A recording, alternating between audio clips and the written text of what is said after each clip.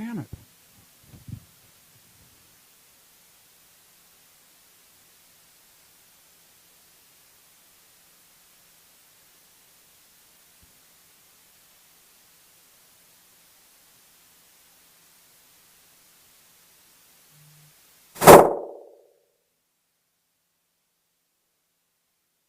What the fuck happened to it now? The fuck?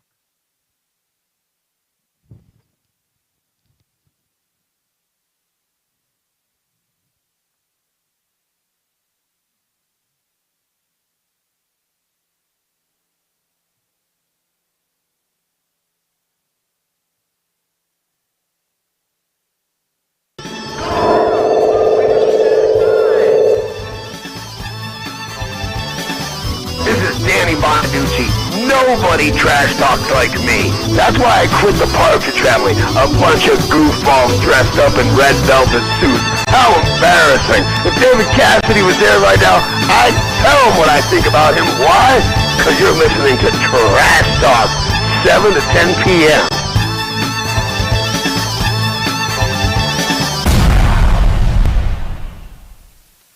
Welcome to the Trash Talking Radio Show.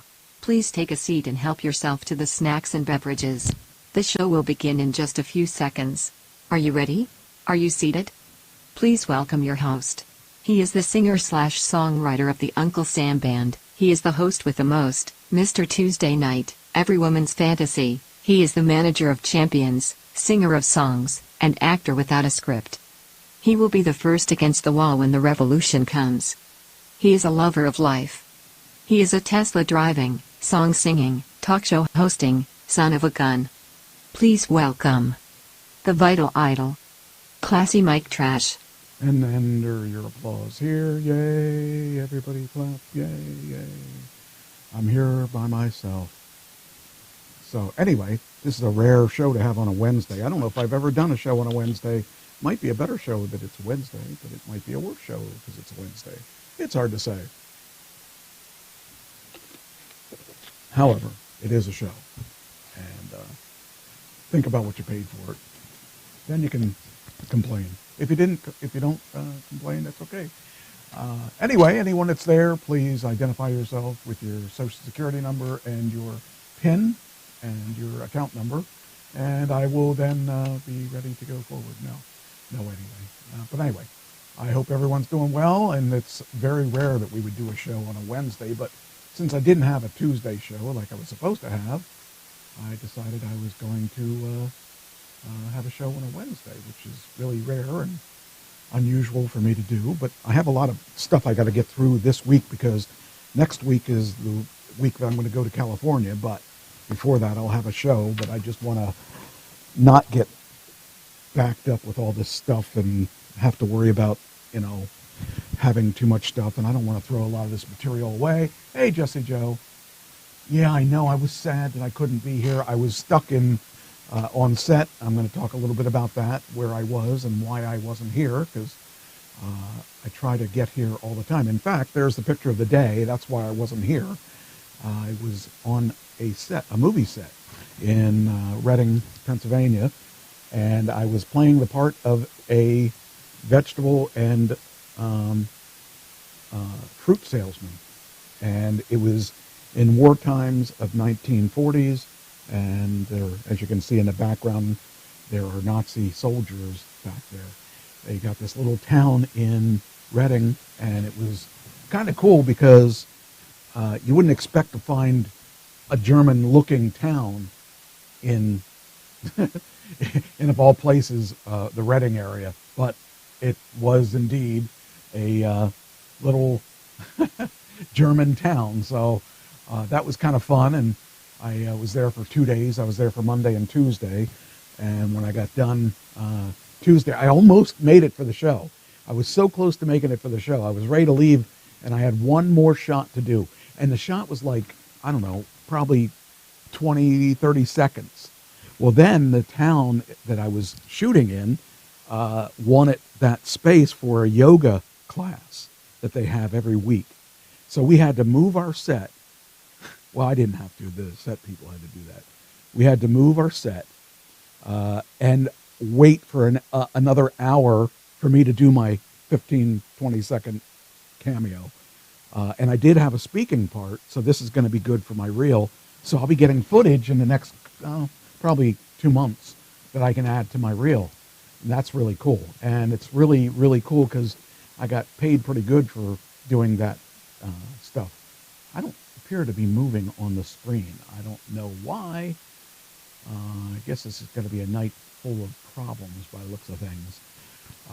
But anyway, if you're still there, I don't know what's going on. I want to see if it's me or if it's the okay, so here we are. But anyway, it was a really cool thing. I have other pictures. I guess I could share the pictures now, except I don't know. Okay, I'm moving again. Okay, so I'll share the pictures with you that I have from that place. It was really a neat little town. So I'll share these pictures and hopefully you'll enjoy them as much as I did. Okay, let me see. So I'm going to do these in order. This is kind of funny. You can't see anything. That's the reason this one isn't really a good picture, but this was the first picture I took, and there's Nazi soldiers down here, and like, whoa, why is there Nazi soldiers down there, you say? Well, yeah, that's another one with Nazi soldiers. Anyway, this is the first clean picture I got, and it's funny because this place here is a little town just outside of Reading, and you know but this is the town, and this is the street that we marched down, or that I walked down, and the funny part is a lot of these houses here, they have really bad internet, and a lot of them have dish networks, and if you see a couple shots of houses with dish network, which they did not have in the 40s, it'll be funny if any of that stuff gets in there. But I also had to take my watch off because they didn't have Timex, or they didn't have iPhones and iWatches way back then, but I had one. But anyway, we had these soldiers. These are Nazi soldiers. Then they have Gestapo agents too that are here. I'll get to them. So there's another shot of the area that I was in the first day. Now this is what I looked like the first day.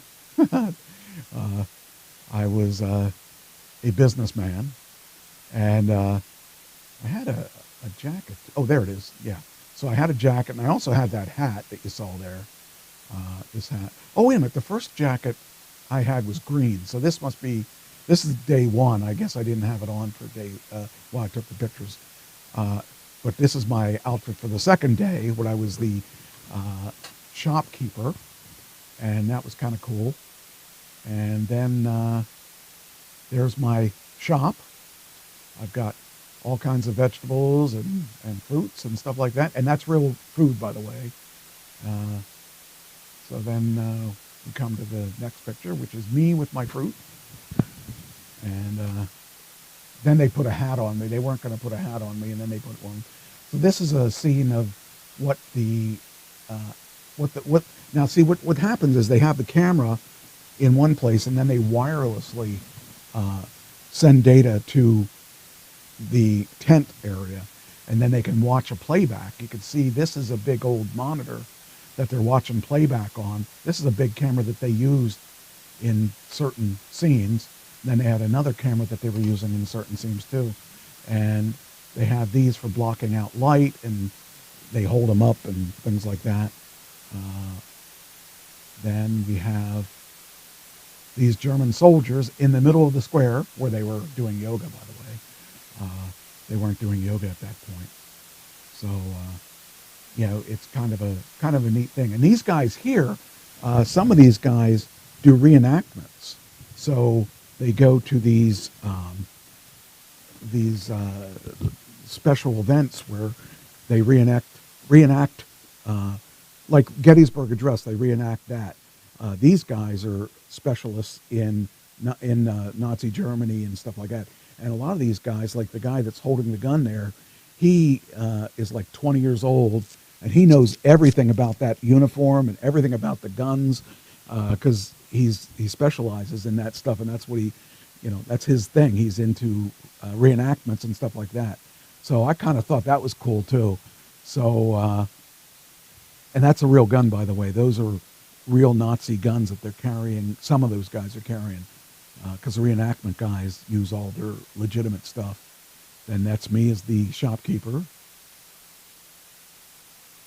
That's me and the person I sold stuff to. And of course the Nazis are hanging back there getting ready to kill us. Not really, I didn't die in that movie. Then there's me with my friends, the Nazis. There's the Nazi drinking some bottled water, which I don't think they had back then either. And this guy here is the guy that did all the work. He grabbed the ladders whenever they needed and tore down things whenever they needed to, and stuff like that. That was cool. There's my card again, and there's again the Nazi, and right there, she is the, I think she was the person that dressed us, that had the clothes and stuff. And then that's a Nazi relaxing by the fountain. And that's, I think that was from day one. Yeah, that was from day one.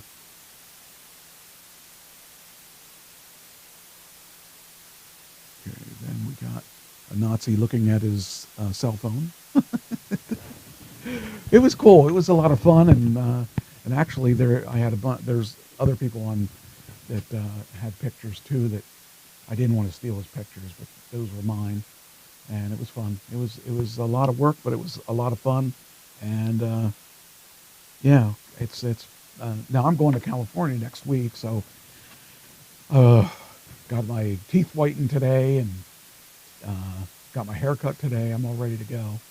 But yeah, there's a lot of things going on that is going to drive me crazy before that, I think. Let's see here. I guess I can close this window. And close that window. All right. So anyway, that's this was the movie. The movie's called The Youngest Partisan, and it's based on a book, and it's based on a real life situation about this kid who the kid ended up. He was a Jewish kid. He ended up robbing the Nazis somehow, and then he ended up giving money to kids or he ended up giving money to people to get out, and he helped them break out of some of the camps and stuff.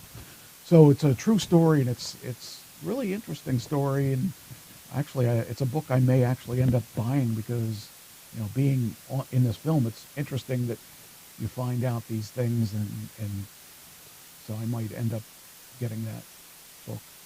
So, yeah, it was a lot of fun, and those uniforms look real. That's what I was told I was going to be. I was told I was going to be a Nazi, and I was going to be, you know, but they had these kids that really looked better in the uniform than I would have looked. I thought that was awesome. Oh. And it's funny looking at, okay, so back here in the corner, right here, that's a Dish Network dish. So there's some things that aren't genuine. They did have these flags here that they put up, and that made it look really cool. And actually the guy that lives in this house right here, he's a musician. And I saw, when we had a break, I went into the guy invited me into his house, and he showed me all his guitars. I was in love. Oh man, it was awesome. I couldn't break away from it because, you know, I love guitars. So, but anyway, it was kind of cool. It was a lot of fun, and it was kind of a lot of work too. But it was an actual, real, big time director. I mean, he's not like a Spielberg or anything, but you know, he makes a lot of movies, and most of them, well, the ones that I know of were all based on Jewish heritage and stuff like that. So I don't know. I met a director that day too. So, you know, I was just networking myself in as far as I could. But, you know, it's kind of fun to meet these people. I think I'll leave this picture up because that looks a little better than the Nazis, although the Nazis are still there. But it looks like they're being upset because I'm on television or on video or on a picture and all that stuff. Anyway, so it was kind of cool, you know. But I'm really looking forward to seeing where this goes and added to my reel and stuff like that. So that's why I wasn't here on Tuesday, and I should be here next Tuesday because I don't have any. Well, I'm actually possibly going to shoot this weekend. I was offered well, they want me to do an audition for this one part, but it's in New Jersey and they're shooting Friday and Saturday, I think it is. So really cool stuff. Although, you know, it's a comedy in the other one, and I haven't decided. If I'm going to do it or not. I got to make that decision tomorrow. So that's what I'll do tomorrow. Is figure out whether or not I want to do this other one. The other one's a comedy about a modern day genie, and I think that could be fun, and it could be a funny role. And I wouldn't mind having a comedy under my belt because I haven't done any comedies yet.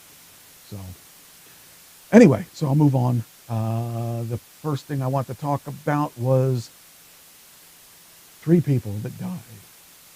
Nobody was awarded any points on this. And by the way, Bruce Willis did not die officially. So no points were awarded for Bruce Willis. And but we did have 3 deaths, and I have 3 videos. So I'm going to play them. And I think this will be good to get this done and out of the way. This is our first one. Hope you like it.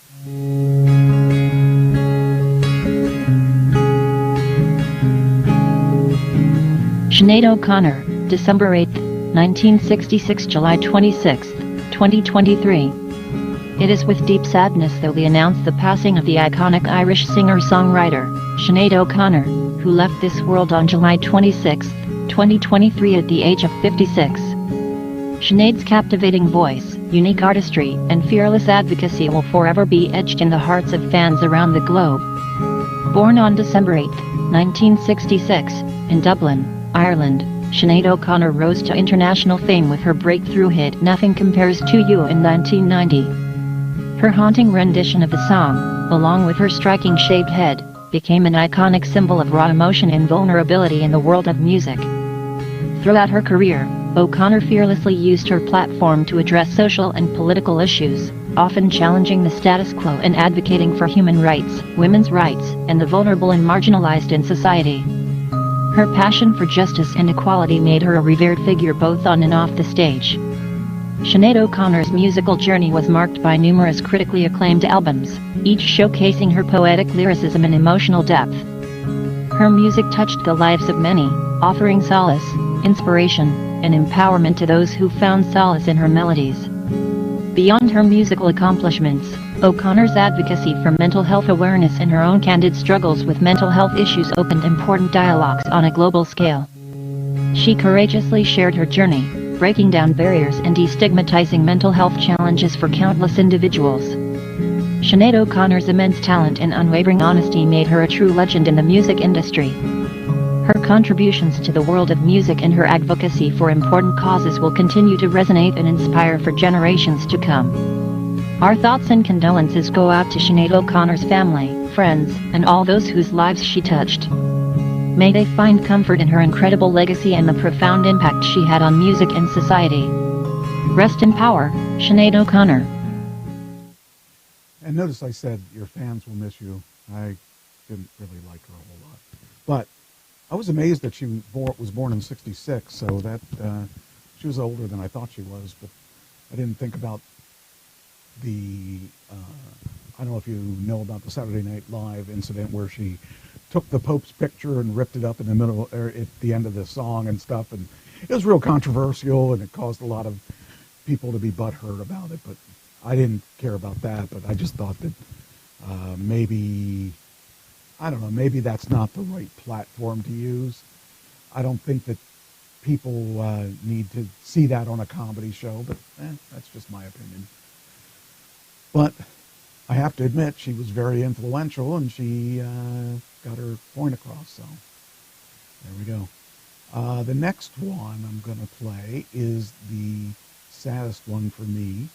I'm a big Eagles fan, and Randy Meisner died the exact same day. So it was a bad day for musicians. So we lost 2 good musicians. There we go. Randy Meisner, March 8, 1946 to July 26, 2023. It is with heavy hearts that we announce the passing of Randy Meisner, a talented musician and former bassist of the iconic band, the Eagles. Randy Meisner, born on March 8, 1946, left this world on July 26, 2023 at the age of 77, leaving behind a legacy that will forever resonate in the world of music. Hailing from Scottsbluff, Nebraska, Meisner's musical journey began in the 1960s as a founding member of the folk rock band, The Poor. However, it was his pivotal role in the Eagles that solidified his place in rock and roll history. As a founding member of the Eagles in 1971, Randy Meisner's soulful bass lines and distinct vocals were an integral part of the band's signature sound. His contributions can be heard on many of their early hits, including Take It Easy and Take It to the Limit, which became beloved classics and a testament to his musical talent. Meisner's melodic bass playing and harmonic vocals added a unique dimension to the Eagles' music, contributing to their unprecedented success and their eventual induction into the Rock and Roll Hall of Fame. Beyond his work with the Eagles, Randy Meisner embarked on a solo career, releasing albums that showcased his individual artistry. His soulful voice and heartfelt lyrics touched the hearts of fans worldwide, earning him a devoted following of music enthusiasts. Throughout his life, Meisner faced personal challenges, but his music remained a source of inspiration and joy for many. He will be remembered not only for his musical contributions but also for the indelible mark he left on the hearts of those who cherished his work. Our thoughts and condolences go out to Randy Meisner's family, friends, and fans during this difficult time. May they find solace in the memories of his performances and the impact he made in the world of music. Rest in peace, Randy Meisner. So that's two, and then the last one. The last one happened like the 31st, so I guess that was what, Monday? Yeah, Monday or Tuesday it happened. I think it might have been, yeah, it was Monday. So here's the last one.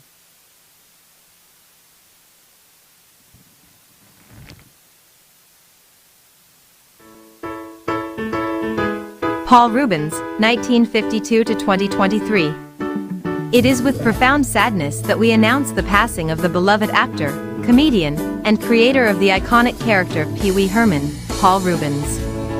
Paul Reubens, born on August 27, 1952, brought joy and laughter to audiences of all ages. By the way, he was born on my birthday, or I guess I was born on his birthday because he was born first, so that was interesting.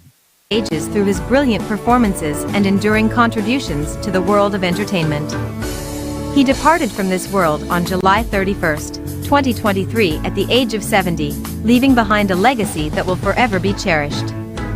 Hailing from Peekskill in New York, Reubens began his acting career on the stage and quickly established himself as a versatile performer. However, it was his creation of Pee Wee Herman, a quirky, childlike character with a bow tie and red bicycle, that would become his most iconic role. Debuting in the 1980s, Pee Wee's Playhouse, both a television series and a stage show, became a cultural phenomenon, captivating audiences with its whimsy, colorful characters, and catchy theme song. Reubens' comedic timing and masterful portrayal of Pee Wee endeared him to audiences of all ages, making him a beloved figure in households around the world. Beyond Pee Wee Herman, Paul Reubens graced both the big and small screens with a wide range of roles, showcasing his versatility as an actor. His appearances in films such as Batman Returns, Blow, and The Nightmare Before Christmas further solidified his status as a talented and respected performer. Throughout his career, Reubens also lent his voice to various animated projects, bringing his unique charm to characters in beloved cartoons and video games. Beyond his accomplishments as an actor and comedian, Paul Reubens was known for his philanthropic endeavors, supporting various charitable causes and bringing smiles to the faces of children and adults alike through his charitable work. Paul Reubens' infectious laughter and boundless creativity will forever be remembered as a beacon of joy in the entertainment industry. His contributions to the world of comedy and his creation of the timeless character Pee Wee Herman have left an indelible mark on popular culture. Our thoughts and condolences go out to Paul Reubens' family, friends, and fans during this difficult time. May they find solace in the memories of his performances and the impact he made in the world of entertainment. Rest in peace, Paul Reubens.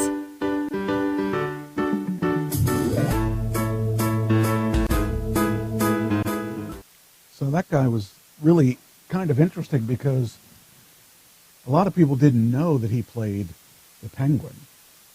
And where is it? I got to find this. There was one picture that they showed, or that I showed, that he played the Penguin. Let's see here. And he played the Penguin, I think, also in the series Gotham. So that was interesting too, because I think the picture that's in here is from Gotham, not from the Batman series. So there it is. Okay. Oh, what? Why didn't you go there? Okay. So this picture here. Oh, no, not that picture. Go here. Let's try this. With a bow tie and red. That one. Okay, so this picture here is from, I believe it's from Gotham, and he played the Penguin before he got fat, before he became a Penguin, and before, he's not even known as the Penguin officially there, but by his other name, which it was a stupid name, I can't remember it, but it was just cool because it shows the development of the Penguin and why he became a bad guy. And it's a really interesting story, but it takes a long time for them to tell it. They keep talking about this character. I'm trying to remember what his name was in that, but it was really. I love that. Let's see here. I can't remember the name of the Penguin's official name. What? I can't spell what. Was the Penguin's name? There it is. Oswald Chesterfield Copperpot. I didn't know that until I started watching the freaking show. I can't remember Gotham. So it's funny because the Penguin started out skinny and he had a bad childhood. And his family was abusive to him and stuff like that, and he became a criminal, and he actually became the mayor of Gotham at one point, and just really cool storyline with him. But I didn't even know that the Penguin had a quote unquote real name, so it was interesting watching that develop. I'm not even done with Gotham. It's on Max. If you're into watching that kind of stuff. I watch it in the background when I'm writing a show a lot of times, and it's kind of fun to watch, to see where that character came from. So that is where that character came from. So that's the 3 people that have passed this week, and no points were awarded. So, kind of sucks. Let's see here. Get rid of those and move on to the next thing. Okay.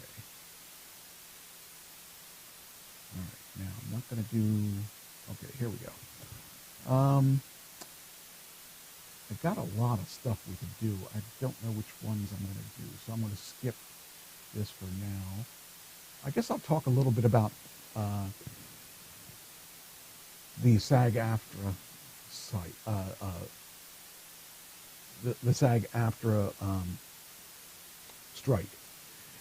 I know most of you people don't care about this because you just think there are a bunch of rich people out there just trying to get more money. And part of that's true. They're trying to get more money. Will I read it? Will I read the... I think I would probably read that book because I was in the movie.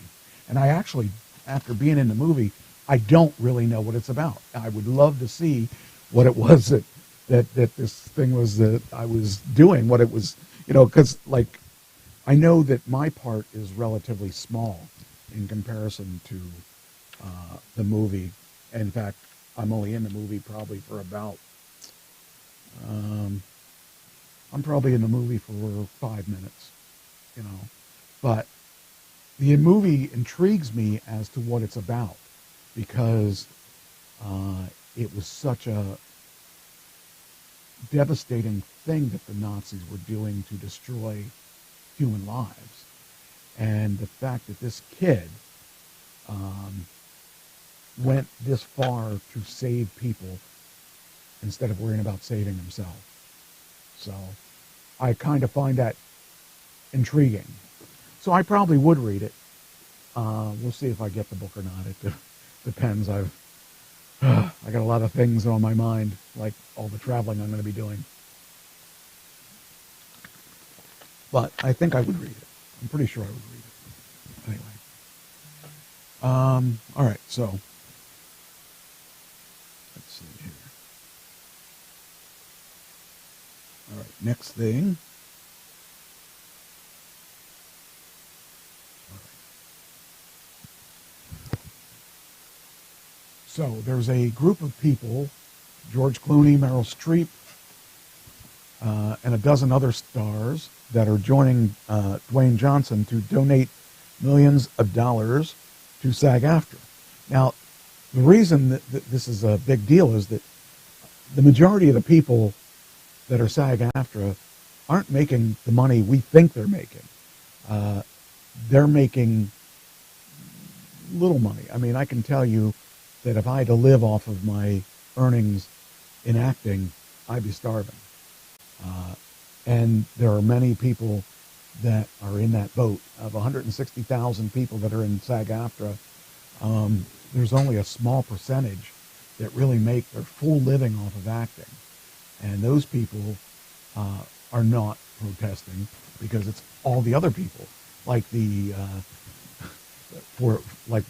people that have the smaller parts and people that aren't in TV shows, people that aren't in movies, or people that are in TV shows that are bit actors only getting a small one line or two lines.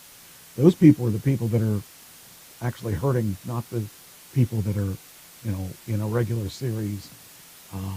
And it depends what series you're on, and it depends like what channel you're on or what streaming service you're on. The complaint about this is that the amount of royalties you're getting off of these things are diminished if it goes to like a Netflix or an Amazon Prime or anything like that, because they don't have the same agreement. Now they want to have the same agreement. That's what the strike is about, and that's the strike is also about the people that write the stuff.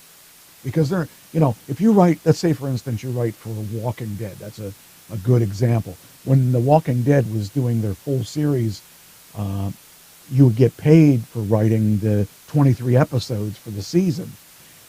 After that 23 episodes is written, you don't work.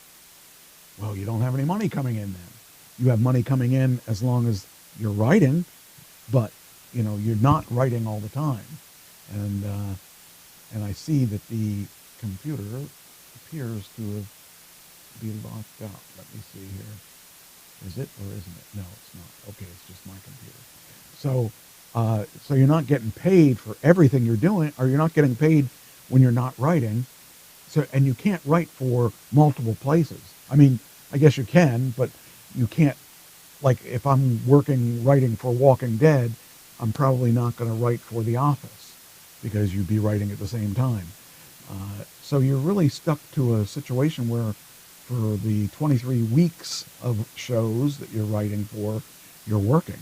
Or 23 weeks. How many months is 23 weeks? So that means, part of the year you're not working. And so they're not making any money. So when they are working, they're making some money, but they're not making enough to get them through the second half of the year. And that's basically what they want, is they want a fair amount of money, because they're the Disney and all them guys that are, they're making tons of money. Disney's making lots of money. In fact, Disney made a big killing when, let's say, for instance, Black Widow, the movie, was supposed to come out into theaters, and then they made a decision not to put it into theaters. Well, the person who played the Black Widow, she had an agreement that she would take less money up front and then she'd make money off of the sales in the theaters. Well, guess what? There were no sales in the theaters because they didn't put it in the theaters. They went straight to video, straight to Disney. That meant she got screwed out of a ton of money. I would be upset too if that were the case, because obviously if I knew that was the case going in, I would have wanted a bigger amount of money on the front end, not the back end. And a lot of these people make their decisions on the back end. In other words, you get paid a certain amount, and then you get money for every ticket that's sold from there on out. And you can't do that the way that streaming is set up. Now, they do have ways to tell how many people stream the movie, but it's a different situation when you can't have a ticket sale saying, well, this day we sold this many tickets. I mean, they have a way to do that. They have a way to tell how many people streamed the thing, but they aren't subject to pay for that. So that's where the problem comes in. So anyway, Dwayne Johnson, The Rock, is donating money to people. It says here, SAG president Courtney B. Vance announced Wednesday that a nonprofit organization has raised more than $15 million for emergency financial assistance program. See, SAG-AFTRA is on strike, so the movie places like Disney and all that think if they hold out long enough, everybody's going to cave in because they have a lot more money to sit on than you as an actor, or let's say for instance, we'll pick Steve Amell, for instance. Now, he's an actor who's been acting quite a while. He was originally the Green Arrow, and he's done. We're going to talk about him in a few minutes, but he's done different types of acting in the past. He has a show on Stars called Heels, which is a cool movie, a cool show. It's about a small independent wrestling organization. And so basically he's probably okay. But if you were just one of the members of the staff that isn't him, if you're one of the other actors on that isn't getting paid, say they're getting paid scale, you're probably not doing well on that situation. So in that situation, you see that's where you see some of the disparities, where he'll be fine, but the people on his cast won't be. So they're putting together this foundation to assist people so that they don't have to cave in, so that they have to listen to the actors and stuff, and they won't cave in on giving up because they have run out of money.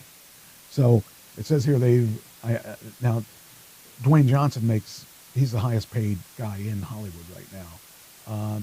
So he started this thing, and now we have George Clooney and what's her name? I can't think of her name off the top of my head. Meryl Streep. Yeah, that's it. And a dozen other stars are donating to this fund. So that'll help keep those guys afloat while this is on strike. So that's a good thing, and they're trying to take care of their other people. But most of the people in the tax bracket of Dwayne Johnson or Meryl Streep or George Clooney, they're okay. They're going to be okay however long it takes because they've got money put away and they've got tons of money. So it's good that the people on the top are taking care of the people on the bottom, because I wouldn't want to have to be scared where my money's coming from. Because most actors in New York have jobs. Most actors in LA have jobs. There's a reason they're doing it. They love their art. So they have jobs to get them through the quiet times. And right now there's a lot of quiet times because the union is not allowing people to work. So hopefully this will work out and everybody will be happy, and they can all go their happy ways and stuff like that. But it's scary when you think about if you're going on strike Now, I mentioned Steve Amell. Uh, he said something really stupid. He said he doesn't support the actors' strike, uh, and he backed out of this. He says he doesn't support the actors' strike. It's a reductive negotiating tactic. Okay, you don't want to say things like that, and you're gonna get hammered from the people. They're gonna say, "Hey, you know, you're doing okay. You don't need to worry about money." And but in the meantime, he caused a lot of ruffling of people being upset about that statement, and I found that pretty interesting that they weren't real. Well, it's how you say something. It's not what you say sometimes, because he didn't mean he doesn't believe in strikes. He said he believes that that'll. I don't know what I think as far as striking goes, because striking has good things and bad things about it, and the fact that this is the entertainment industry. I mean, it's hard to say whether or not his way is the right way or whatever. But I know he got a lot of heat from it, but that people just misinterpreted what he was trying to say. Sometimes it's better as an artist to keep your mouth shut, because people will misinterpret everything you say, and then you're just fighting the wrong people. But this particular case, okay, let me close this out. It was probably taken out of, well, it was probably taken out of context, but I don't know that to be the case, because maybe he meant what he said and then he had to back out because of getting all this heat too. So, but anyway, so since then we got where do I want to go from here? Okay, I think. All right, hold on here. So, oh, come on, play, do it. Come on, open. There we go. So this guy who worked with Stephen started complaining about Stephen saying that, but then Stephen also clarified what he was trying to say. So it could be just a misquote of what he was saying too, but it probably wasn't. I don't know. Sometimes, like I said, it's best not to say anything than to ruffle the feathers, because sometimes you have to say it when you're a bad guy. You're not supposed to say things as a good guy like this, but this ruffled feathers. This is not necessarily the smartest thing Stephen could have done for his career, I think, because people were upset about it. Oh, man. Let's see where we at here. Okay, so on the heels of the Stephen that Emil made at a fan convention when he called the actor strike myopic and reductive negotiating tactic, two Arrowverse alumni have made clear they disagree with Emil's stance. This effing guy tweeted Kirk Ace Vito, who played Kingpin Ricardo Diaz, also known as the Dragon in the Arrow's 6th and 7th season. His message accompanied several emojis, an eye roll, a dragon, and two middle fingers. While Matt Leisure, who appeared as Legend of Tomorrow and The Flash as Eobard Thane, or also known as the Reverse Flash, made his disapproval known. He didn't mention Amell by name, still waiting on that comprehensive list of totally non-reductive negotiating tactics that we get to employ now. Thank God for superheroes any second now, which I think is kind of funny, considering he was a superhero. But anyway, his, not retraction, but his change in the way he said it. He said, I support my union, I do, and I stand with them. I do not support striking, I don't. I think that is reductive negotiating tactic. I find the entire thing incredibly frustrating, and I think that the thinking as it pertains to shows like the show that I'm on that premiered last night, which is Heels Season 2, I think it's myopic, and there's a video attached to that. So in any case, I understand kind of what he's saying, and I don't know. I have a weird thing about striking myself. I mean, I don't know how I would have dealt with this. So I don't know. You just kind of deal with things as they go. And fortunately, I don't have to deal with that because I'm not unfortunately, I'm not that big of an actor that I have to worry about things like that. Now, I'm not a big Pee Wee Herman fan. I am a big Paul Reubens fan when he's not doing Pee Wee Herman. Pee Wee Herman just annoyed the living daylights out of me. But I do like the fact that he inspired so many other comedians and so many script writers. Like Judd Apatow is a big script writer, and he inspired him to write in certain comedies. Conan O'Brien attributes some of his comedy to Pee Wee Herman. And I don't know who Natasha Lyons is, but Natasha Lyons also attributes some of the things that she's done to Pee Wee Herman.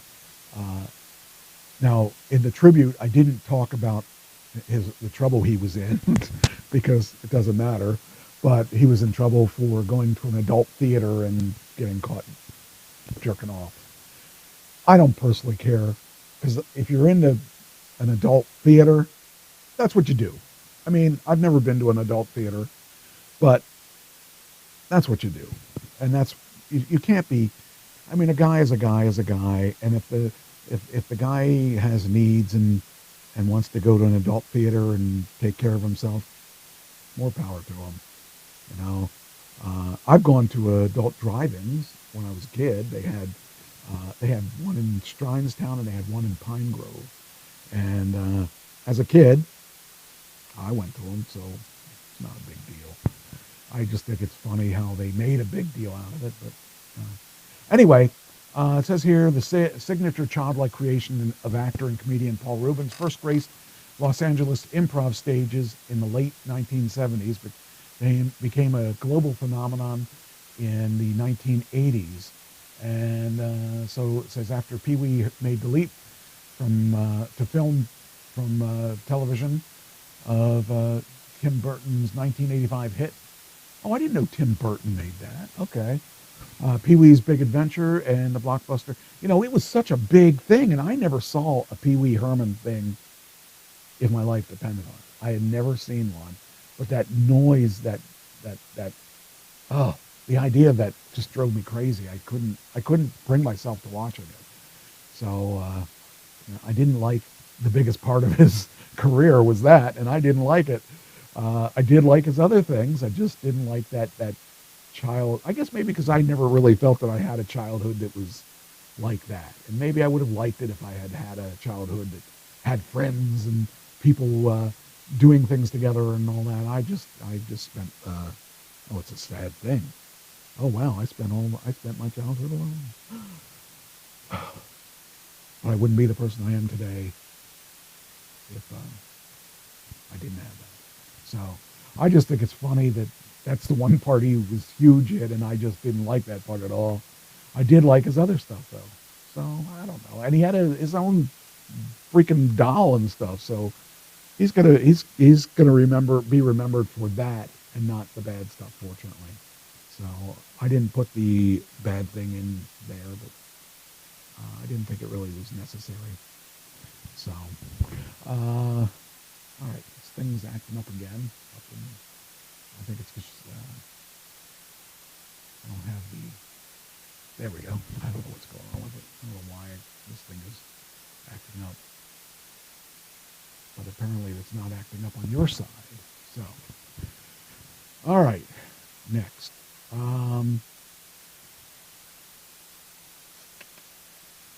Okay. So Oh, Poker Face's Natasha Leone was one of the first celebrities to thank Rubens for his inspiration. She made one of her earliest on-screen appearances in Pee-wee's Playhouse as Opal. Oh, that's cool. I like Natasha. I've seen her in Orange is the New Black, I believe. And so that's cool. So I didn't know that. So that's really cool. And it says here, Conan O'Brien and Jimmy Kimmel recognized Rubens' influence on their shows.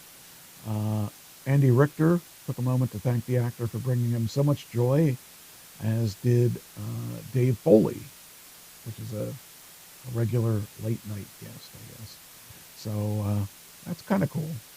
Yeah, I mean, I don't have any problem with Rubens. I just had a problem with Herman. I don't know.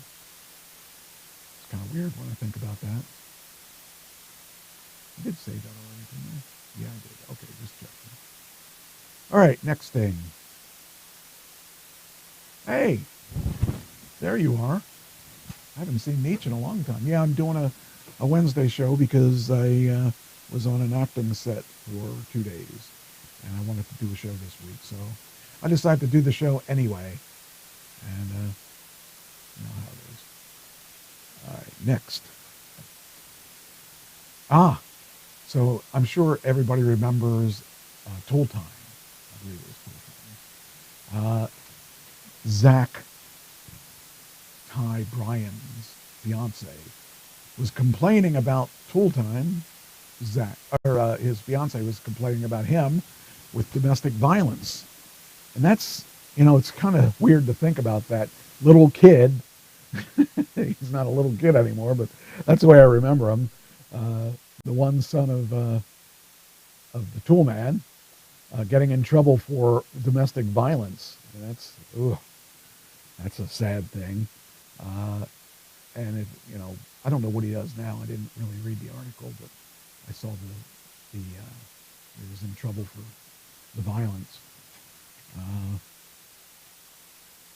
Anyway, so it says here, Zach Ty Bryan's fiance, Johnny Faye Cartwright, is speaking out after the home improvement star was arrested for domestic violence.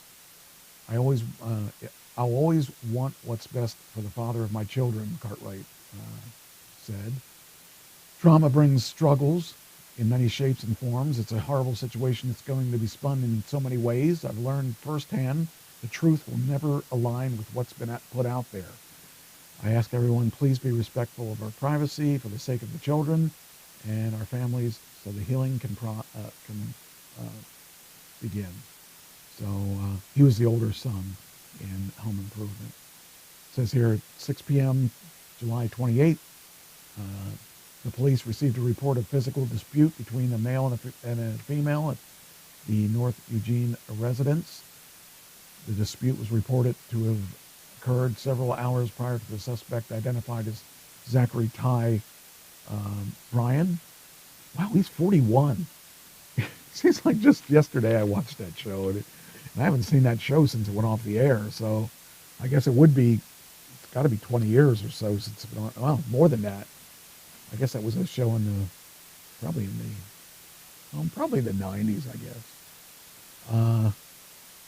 I wonder. Let's look it up.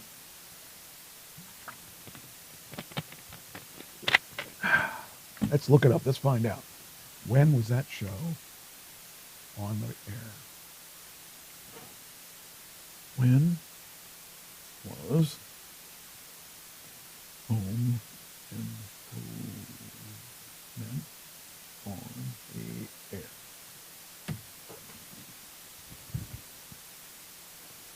From 91 to 99. Okay, so I was right. I thought it was the 90s, but I didn't know that for sure. Had a total of 204 half-hour episodes. All right. Well, that answers that question. Anyway, so he was, says, what do we got here? It says here, the dispute. All right, so it says,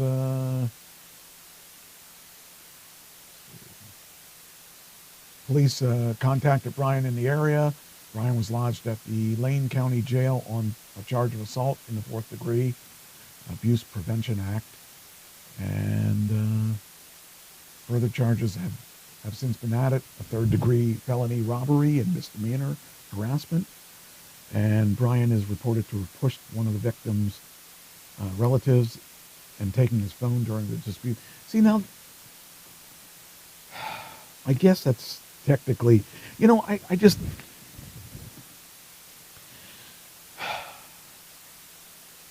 I have a problem with like everything being abuse.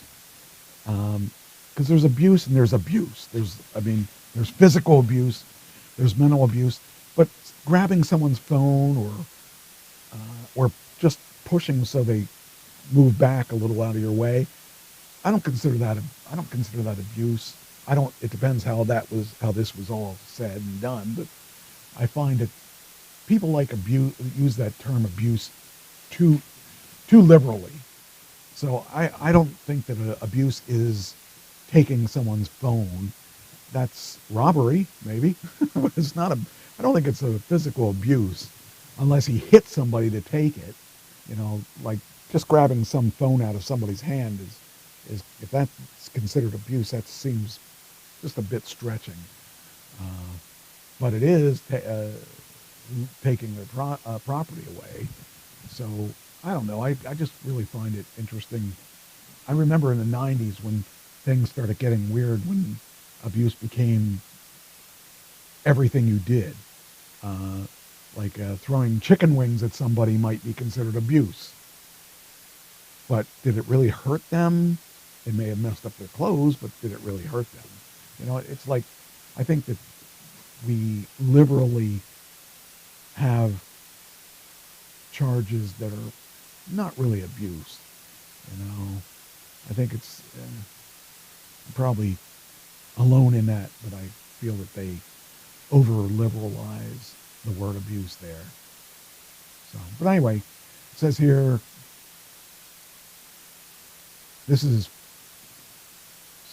there was, the case mirrors his October 2020 arrest.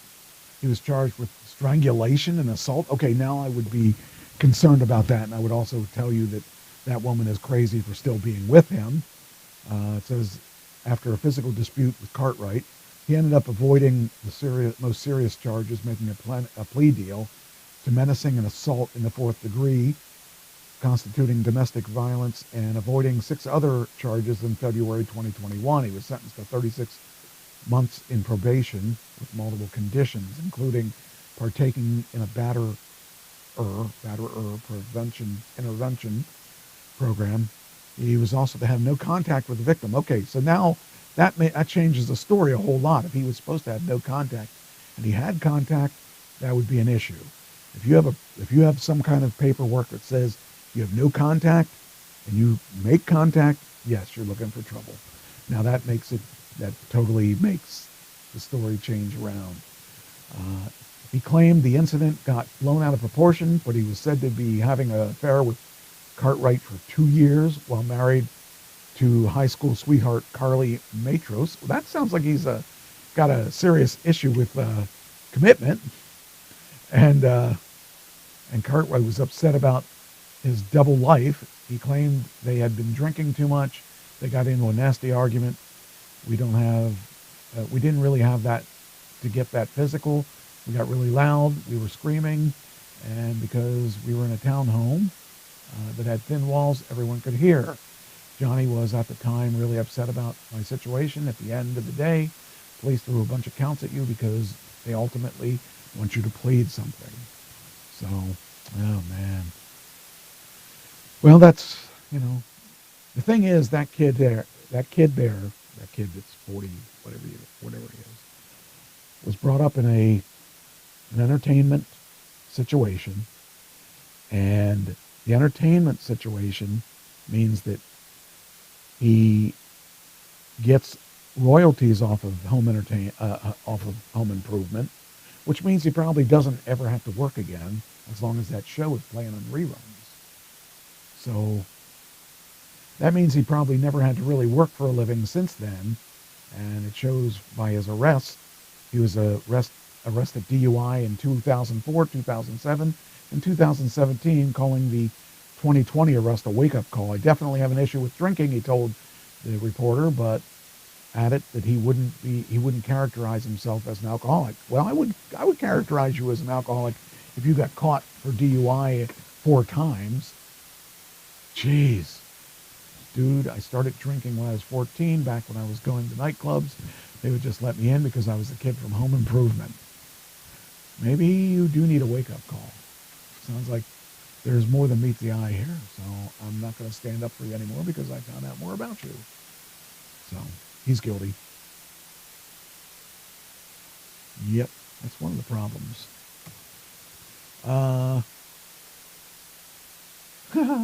This is funny. Daryl Hannah, that's a female, announced a new Eco-Warrior plastic-free Barbie. Now, this is meant to be a joke. It's supposed to be funny, but it's an elaborate hoax by climate change activists. So Daryl Hannah hasn't really announced this. This was put out to kind of make fun of things. It's funny, her nose is real long here because she's not real. But I thought it was funny because, you know, plastic, especially with Barbie, the movie coming out, or having come out, and winning the week wars in the movie theaters, as bad as it crushed everything. So I did actually find that funny, but you know, I don't know what the whole point of that was, but it says here, amid this summer's ongoing Barbie mania, came one product drop that actually stood out above the pink line. It's My Cecilia Eco-Warrior Barbies, inspired by environmentalist activists including Greta Thunberg and Daryl Hannah, along with unprecedented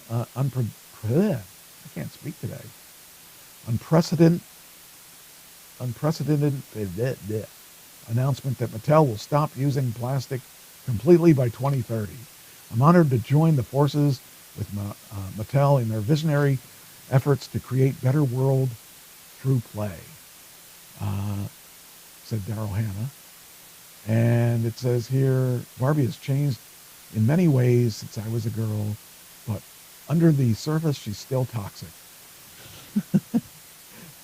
Now, when she's done being used, instead of persisting forever as a poison Barbie, will be used to return to the earth, just like all living things. I'm thrilled to be part of this exciting journey. Even further, noted the press release, the new Barbie line will soon expand more than 2,500 global activists who have died or been killed in the line of protecting nature in that last decade. And it's a pretty astonishing thing. And you'd even be forgiven for finding the news unbelievable, since in fact it was a hoax, and shared exclusively with Yahoo Entertainment. So there you go. The trick came courtesy of a longtime political pranksters, Yes Men, comprising of Igor Vamos and Jacques Servin, better known as the Egos, or better known as their activist egos, Mike Bonanno and Andrew Birchelbaum, and Hannah herself is started in the fake commercial. So, I don't know, it'd be fun if they would make something like that that was like that, but yeah, we're not going to see that. So, anyway, that's Daryl Hannah's. I mean, she's made enough money, she doesn't need to worry about acting. I want to save this till next week. So I'm going to save this one here, because I had this specifically for Trish, but since she's not here, I don't want to do it. So I will save that for next week. I don't know if she's still here or not, but it's important that we talk about that. And then I have a game show that I was planning on using this week, but nobody's here, so I can't do it. All right. I do have some stuff I wanted to do.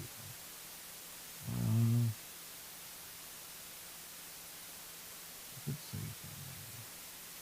Let's see what I got left at the end of the day. I didn't put that many stories in today because I didn't know. I thought I was going to be doing this show yesterday when everybody would be here. So, all right, here we go. There's one. The iPhone 15 Pro Max will be reportedly more expensive. I think it was $1,600 for my 1 terabyte Pro Max 14. That's a whole lot of money. So I don't know how they're thinking. I mean, there aren't a lot of people that are going to spend that kind of money on a phone. I guess there are. There must be enough that they can do that. But it just seems crazy to put that kind of money into the phones. But, I mean, they must have a marketing plan for this, so they must think that it's going to sell. Apple, it says, has highly anticipates the iPhone 15 Pro Max, and it's expected to come with a higher price tag compared to its predecessor, the 14. According to tech analysts, the larger of the two upcoming Pro models will see a price increase beyond the starting point of $1,099. They better have some really good functions that you can't get from any other phone. I can't imagine. It says here, oh, actually, some of the things are cool. While the exact reasons for the price increase are not specified, industry insiders speculate the iPhone 15 Pro Max enhanced features may be contributing to the factors. Notably, the device is rumored to boast a periscope lens, a significant improvement over the 3x zoom capability found in the 14 Pro Max. The periscope lens would enable users to enjoy 5 to 6 optical zoom, allowing for more versatility. Well, that would be nice, but even that, 5 to 6 is really not. I mean, I guess it would be okay, but I can't imagine that being worth a lot of money. Because you can buy a freaking cell phone or a regular phone, or not a phone, a regular camera that has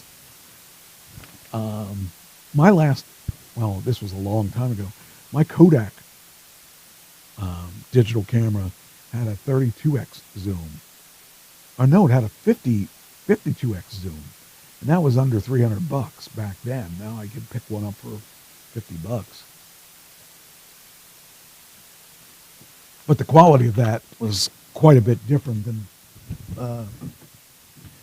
the quality that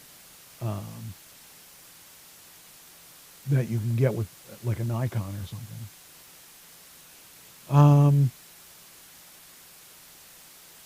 Where was I? Okay. Oh, okay. A periscope lens typically involves a primary lens capturing the image and then angled mirror or prism reflecting the light 90 degrees towards the secondary lens that directs it to an image sensor. The arrangement requires additional space inside the smartphone due to the sideways positioning of the image and secondary lens, which could contribute to a higher cost. The iPhone 15 is expected to commence mass production in August, aligning with Apple's typical release schedule. This suggests that the iPhone 15 lineup may be officially announced in September. And I don't know, I just can't imagine people wanting to spend that much more money. I guess for tech guys like me, we're probably going to spend it, but the average Joe probably not going to spend that kind of money. Okay, I got to bring this back up because this is, oh, that's why. I can close this, and close this. close this. All right. This is a... I hit the wrong button. Darn it. Delete that. That's not what I want. Oops. Yeah, that's the one. Okay, that one's gone. This goes with something that is interesting. A couple years ago... Oh, great. That didn't work out very well. Look up another article that I can do this with. I hate these subscription stuff because it doesn't tell me it's a subscription thing until I go to re-look it up, then my subscription expires. So here we go. Where did I find this? All right, here we go. A couple years ago, Larry Nasser, who was the sports doctor, got in trouble for doing not very nice things. And he was an Olympic, he was a doctor for the Olympics of the female gymnasts. Anyway, disgraced sports doctor Larry Nasser was convicted of sexually abusing Olympic and college female gymnasts. He was stabbed multiple times by an inmate at a federal prison. So, yeah, I guess that's, you get what you get, you know.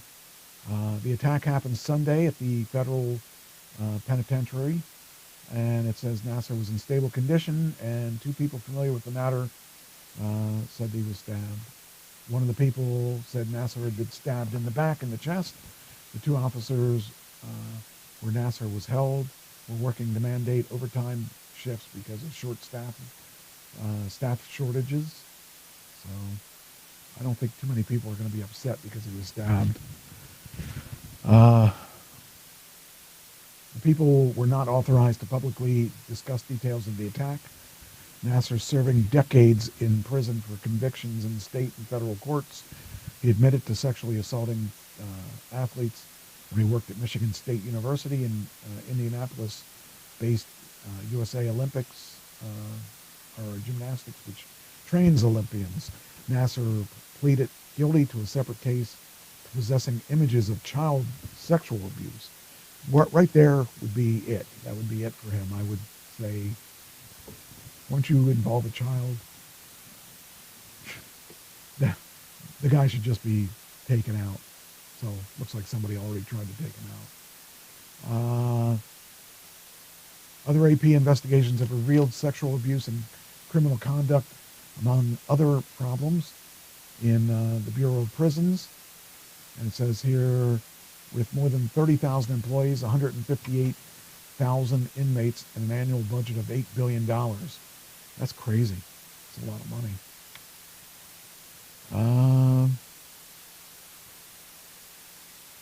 Yeah, I don't feel sorry for him, though. If the guy did that, he deserved what he got. So, anyway, that's that.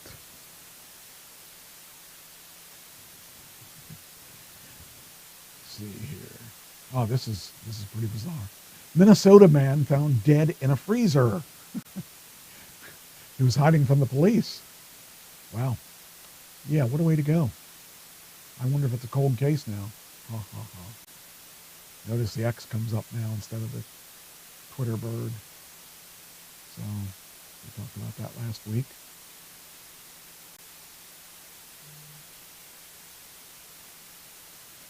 All right, here we go. Minnesota man was found dead inside a freezer in a basement.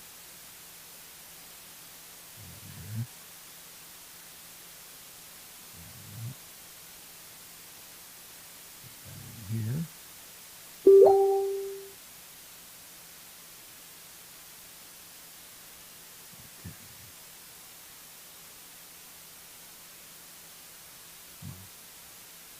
Put it in there.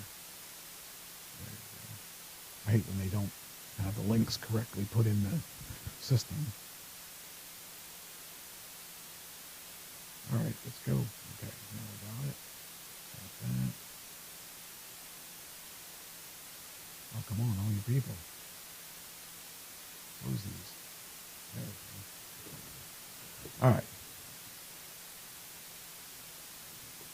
It says here the Midwest Medical Examiner's Office in Ramsey, in Minnesota, a little more than 25 miles northwest of Minneapolis, identified the man as Brandon Lee Bushman. The examiner's office said there was no evidence of trauma or injury. He just decided he was hiding from the cops, and that ended up being his death sentence. Oh. It says here the freezer was an older model with a latching mechanism on the outside of the freezer. When closed, the freezer is not capable of being pushed open from the inside. Wonder why they did that. I would imagine that would be not the norm nowadays, because kids go inside those things and you could end up killing yourself. Oh, like this guy did here. Oh. Yeah. That was probably a bad idea on the part of, what was his name? I don't think I know his name. Oh, there it is, Brandon. So Brandon should have been taught that as a kid. The police said that the freezer was not on at the time and that the body was discovered, and the home had not been occupied since February. Oh boy, that's got to really reek. Ugh. I don't think I'd like to see that.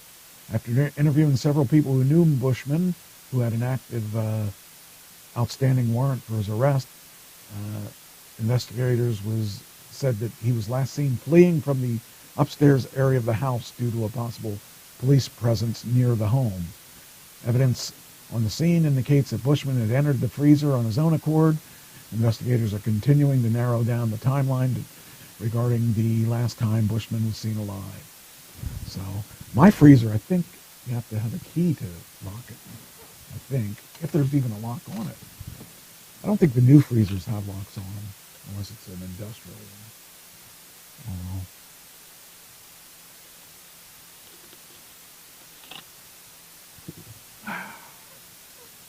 All right.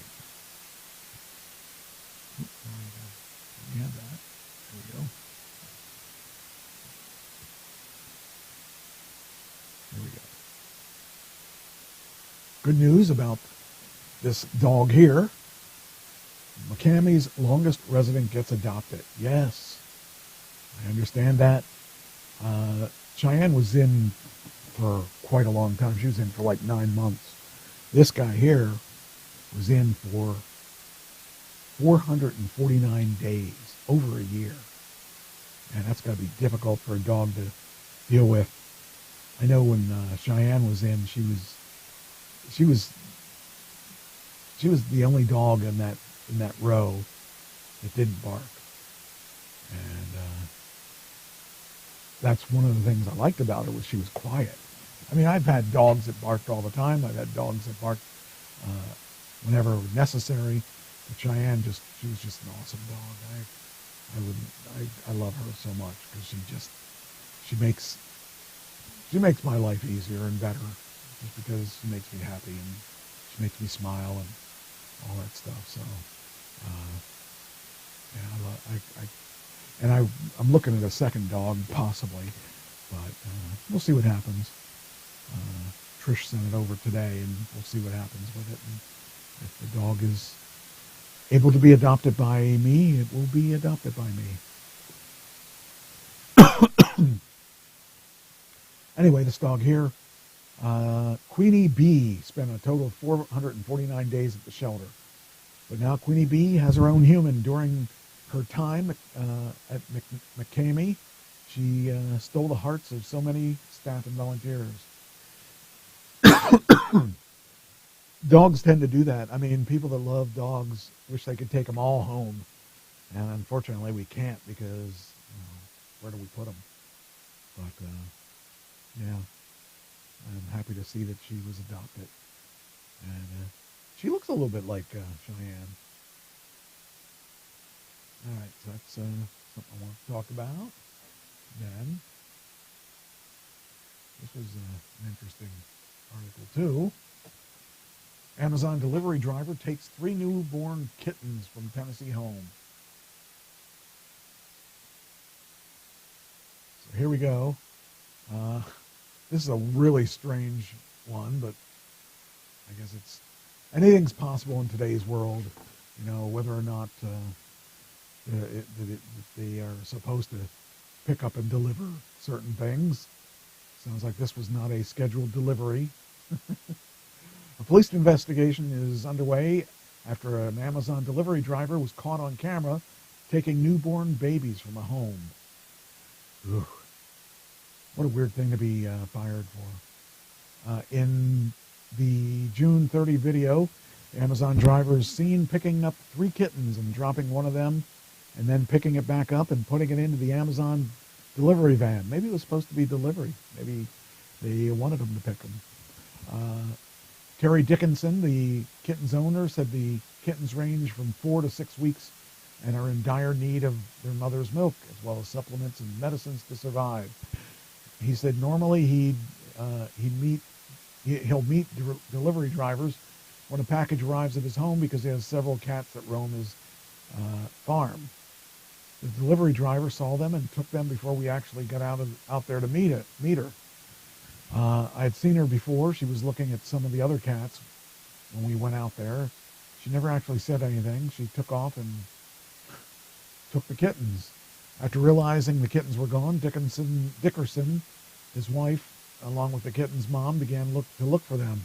The mother cat was all upset looking for them. We were out looking for them until about 10 o'clock. Then I got around to looking at our camera footage and saw her take them.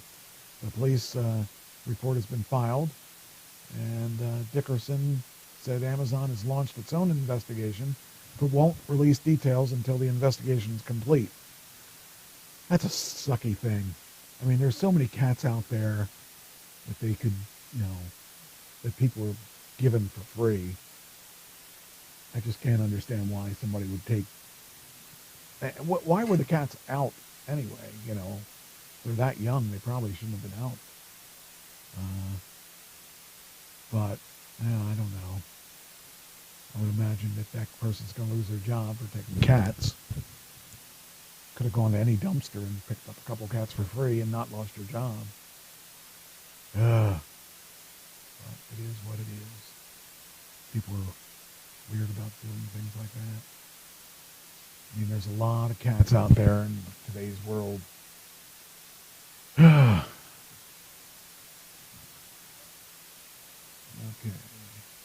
Oh, this is a strange one. Tenants say 3-year ban on evictions kept them housed. Landlord says they're drowning in debt. Back when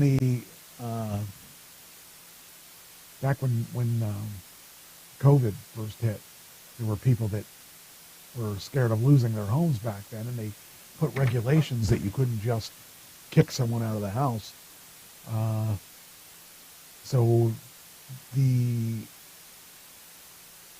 landlords were in a situation that they couldn't afford, and I thought the government subsidized part of that, though. I'm kind of interested about that, because I mean, I might be wrong about that, but I was pretty sure that they got subsidized for that. And if you haven't paid your rent in 3 years, that's scary. That's a situation where you're going to have to pay somebody something. Retiree Pamela Hales has paid property taxes, insurance, and other bills on a house she lets out in Oakland, but for more than 3 years, her tenants have not paid rent, thanks to one of the longest eviction bans in the country. The eviction moratorium in San Francisco Bay expires next month, and Hale can't wait. The 69-year-old estimates that she's owed more than $60,000 in back rent, money she doubts she will ever see. Moreover, the tenants have trashed her house, and it will cost tens of thousands of dollars to make it habitable again. Oh, that would suck. It's unbelievable, and it's like, how can they have the nerve to just let something like this happen? If someone was giving me free rent, I would treat that place like gold, but I guess that's not today's people. It's unbelievable at how they can have the nerve to let something like this happen. If this happened to them, how would they feel? Dealing with this whole thing gets me upset. The eviction moratorium was put in place at the start of the pandemic in 2020 to to prevent displacement in the curb spread and curb the spread of the coronavirus. Most expired long ago, but in Oakland and neighboring San Francisco and Berkeley, all places where rents and rates of homelessness are high. While it's common to see tenants converging on city halls in California to greater demand protections, in Oakland and surrounding Alameda County, small property landlords staged protests earlier this year demanding an end to the moratoriums. The landlords were black, like Hale, or Asian American, and said the eviction bans had saddled them with debt and foreclosure worries, while their tenants who have jobs live rent-free. That's true. That would be a problem. They scolded elected leaders for allowing tenants to self-certify their inability to pay. It was tied to the pandemic. Unlike large corporate landlords, these small property owners don't have the means to evict and were eaten up by worry. Ooh. There's nothing natural about being forced to house and have people live in your property over 3 years and not pay rent. Michelle Haley, who is also black and owns a triplex where both her tenants stopped paying. There's nothing natural, ethical, or even humane about that. Alameda County lets its moratorium expire at the end of April, and in Oakland, it ends July 15th. Tenants must start paying rent in August, and in most cases, cannot be evicted for back rent if they have a financial hardship. That would really suck to be into that. It's, that's a reason to have Airbnbs. You don't have to worry about that kind of thing. That's bad. And this time when I go out to California, I'm going to do Turo, which is an Airbnb basically for cars. So I'm renting a Tesla Model 3 for $55 a day. And the other cars that, I'd be renting if I were renting another car would cost a lot more than that. And the gas cars are a lot more than that. But this is going to be a good deal. I think I'm going to enjoy that. So we'll see. We'll see how it works. Totally unfair to the landlords. Yes, it is. And it's hard to believe that kind of thing, well, sort of hard to believe.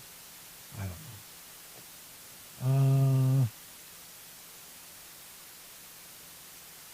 Trying to remember what this was. Restaurant workers must pay $140,000 after allegedly hiring a fake priest to extract confessions of workers' sins. How low do you got to be to hire a priest so that you can get your employees' sins?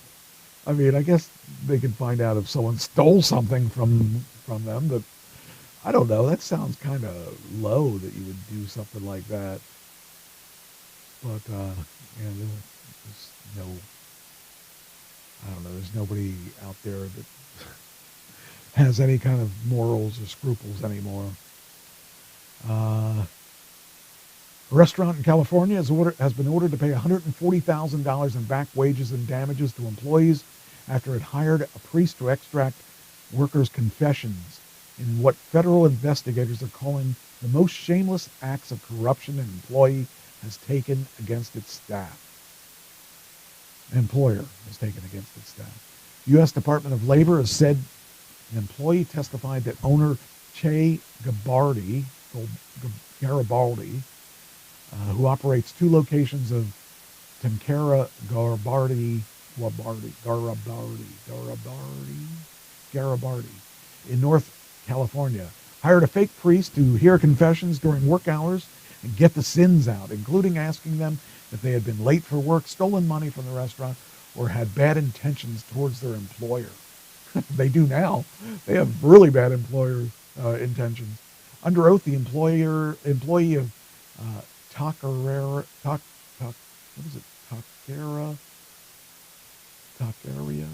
Garibaldi explained how the restaurant offered a supposed priest to hear their workplace sins, while other employees reported that a manager falsely claimed that immigration issues would be raised by the department's investigation.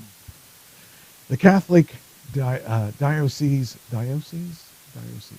of Sacramento confirmed that they have found no evidence of a connection between a fake priest and their diocese. While they don't know who the person in question is, we're completely confident he was not a priest. And it says here, that restaurant and 3 other restaurant owners and operators were ordered to pay $140,000 in back wages and damages to 35 employees. The restaurant will also have to pay $5,000 in civil penalties. Oh my gosh. Investigators have found that the restaurant denied employees overtime. Managers were paid bonuses from the employees' tip pool, and some employees faced adverse immigration consequences.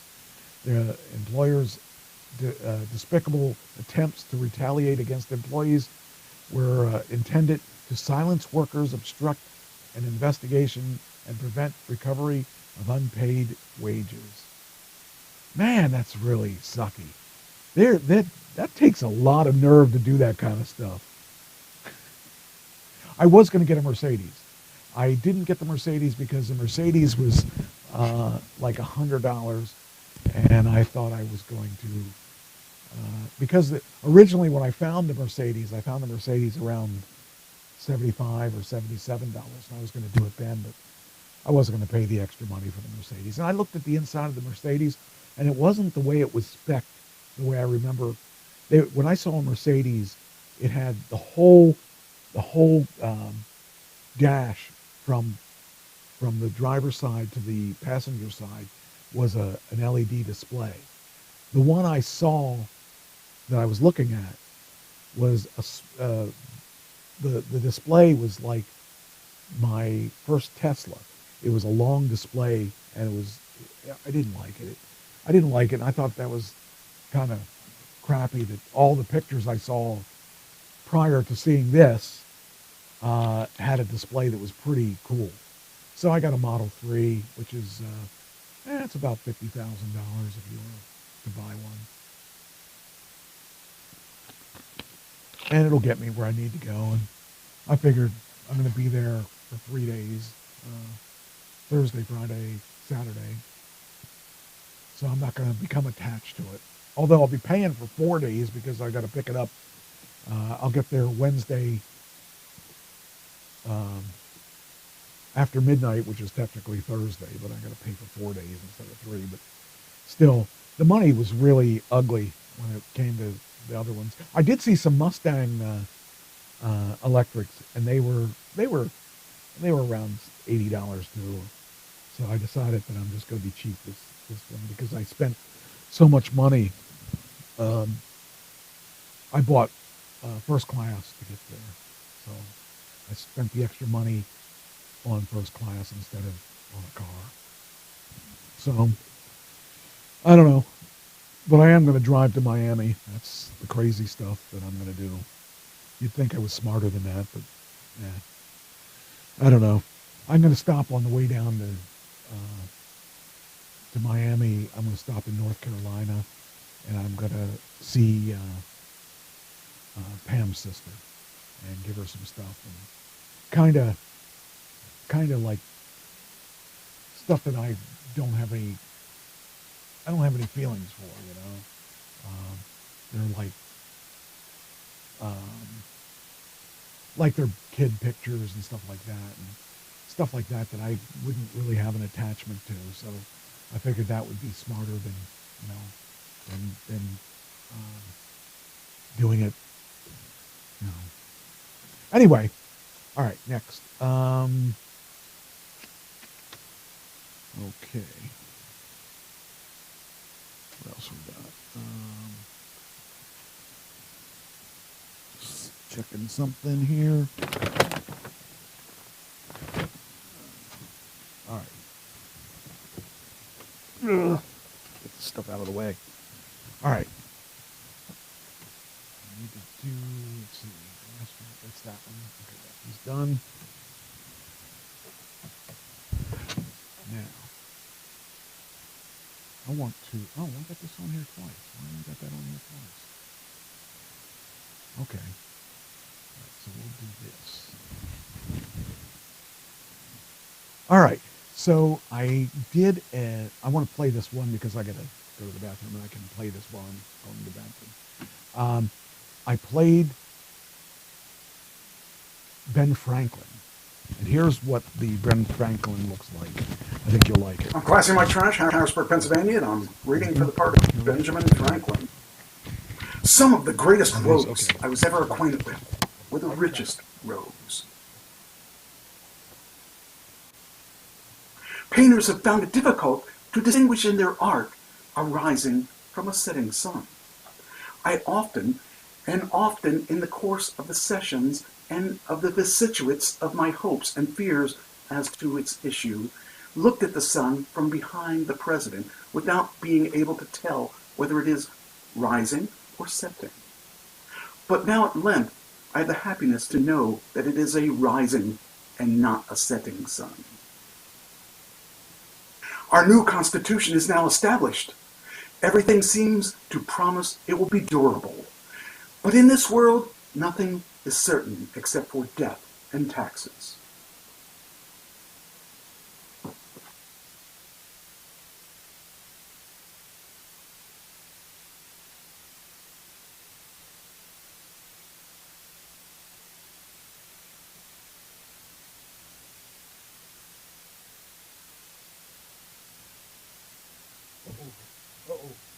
I got done quicker. Didn't expect it to be done that quick. Hold on a sec. I'm almost there. There we go. But anyway, now the story about this is really kind of funny. I got this listing last Thursday or Friday, and I recorded it, and it said it wasn't due till August 8th or something like that. And I recorded it Sunday. I did like 9 of them Sunday. And when I went to submit it, I couldn't. It disappeared. But there was still one there for Andrew Jackson, I think it was. And Andrew Jackson was 35, and Ben Franklin was 81. And I got mad because I couldn't apply for Andrew Jackson, but I had done that work for Ben Franklin. So I kind of did something I wouldn't normally do. I took the video and I applied for Andrew Jackson, but I submitted Ben Franklin, and I sent in my cover letter to him, I'm sorry for doing this, but I spent a lot of time on Ben Franklin and I wanted you to see it. And I apologize if I know that's not protocol. And so that is really something you're not supposed to do.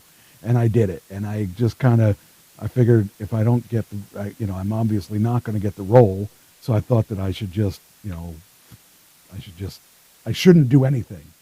And, but I did it anyway. And so I got an email from him on Monday, and I was like, oh boy, here we go. I thought he's probably going to be mad at me for that. But I did it anyway. And I'm going to read that email to you. Okay, here's the email from him. He said, watched your audition. Nice work. Thank you. With luck, the film expands to a limited series, so there may be more roles for 2024 and 2025. Please stay connected. So my risk actually worked out in my favor, and I got the guy's name now too. So I know the guy's name is David, and I have his last name too. So I'm going to stay in contact with him. So I made a new, Death and Taxes was one of the lines. That was actually the fourth. Okay, they had 4 different ones I had to do. One of them was Death and Taxes was the last of the 4. The worst one was the third one that I had to do. The first one was a short one. Second one was a little bit longer. The third one was real long. It was like, oh, geez, how am I going to do this? But I got the cadence of the way that they talk. So that was the thing I think that was important. I don't look like Ben Franklin, but I could with a little makeup and less hair. And I kind of thought the characterization was good, and I'm glad he liked the audition, because I was curious as to what they were looking for, and I think I could have got it if there wasn't another guy that got it. And but anyway, it's good to know that he's interested in using me in the future. That means I've got that guy this week. I got the director of that other movie that likes me. He's going to hopefully use me for some other things. And then I got that other director that I met on set. So I got some directors under my belt, and that's a good thing. I want to stack up on those directors and try to get people that are more interested in using me on more than one occasion. Anyway, that was my Ben Franklin. All right, next thing.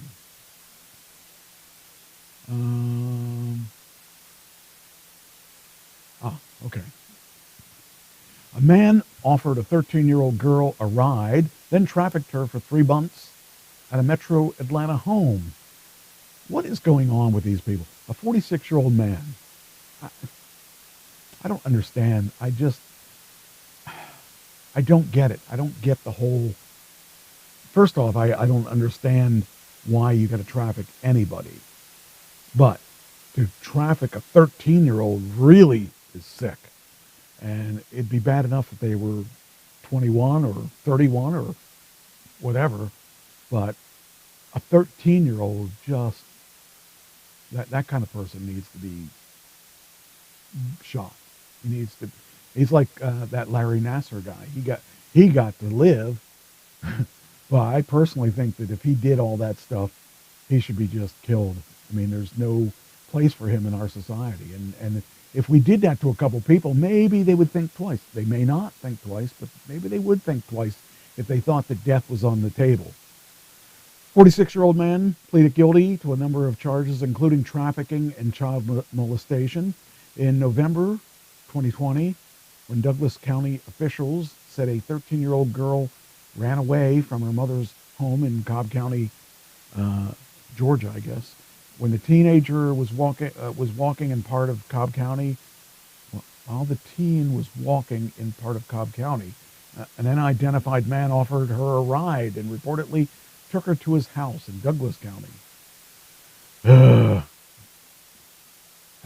Right there, why the girl would have accepted a ride in his car. According to the Douglas County District Attorney's Office, once they arrived at home, the man contacted Dale Drzuki, 46, and ordered sex with the minor in exchange for drugs. Eventually, Drzinski, I don't even know how to pronounce his name. Wait, it is his, okay. Drzuki, I don't know, picked up the victim and kept her at his Douglas County home for nearly 3 months. See, I'm wondering how much of that was her wanting to get away from her family and having freedom for sex, and how much of that was raping her or whatever. I mean, I guess it doesn't really matter, because anybody that would want to do that doesn't deserve to live, but still. But anyway, eventually he picked the victim up and kept her at his Douglas County home for nearly 3 months. The district attorney's office said that at the time that he sexually abused the child repeatedly and kept her intoxicated by giving her drugs and alcohol. Officials said disturbing evidence on his phone showed that he even made threats against the minor when she declined to have sex with him. In January 2021, the victim reportedly able to leave the home and contact her mom. Well, that was a dumb thing to do if you're a criminal. You don't want to have them, Authorities said her mother called the police, resulting in an investigation into the case. In June, he pleaded guilty to trafficking of persons for sexual servitude, rape, statutory rape, and enticing a child for indecent purposes, child molestation, and contributing to the delinquency of a minor. Subject to life and serve 20, sentenced to life and serve 25 years. How old was he? He was like 46. So it would be 60, it would be 70, 71. At that point, why let him out? At that point, there's no reason to let him out. They should have killed him anyway, as far as I'm concerned. It's something like that. Maybe we'll be lucky and he'll be killed like Larry Nassar almost was. I don't know. Strange. Our society is so weird. In some ways, the Taliban has it right. When you do something wrong, they just kill you. If you do something wrong, I mean, granted, they go a little bit over the top, well, a lot more over the top, but at least they don't have repeat offenders. So, I don't know. I'll probably get in trouble for things like saying that. A woman said she bought a stylish set of chairs for $100 on Marketplace, but discovered they were most likely stolen from McDonald's.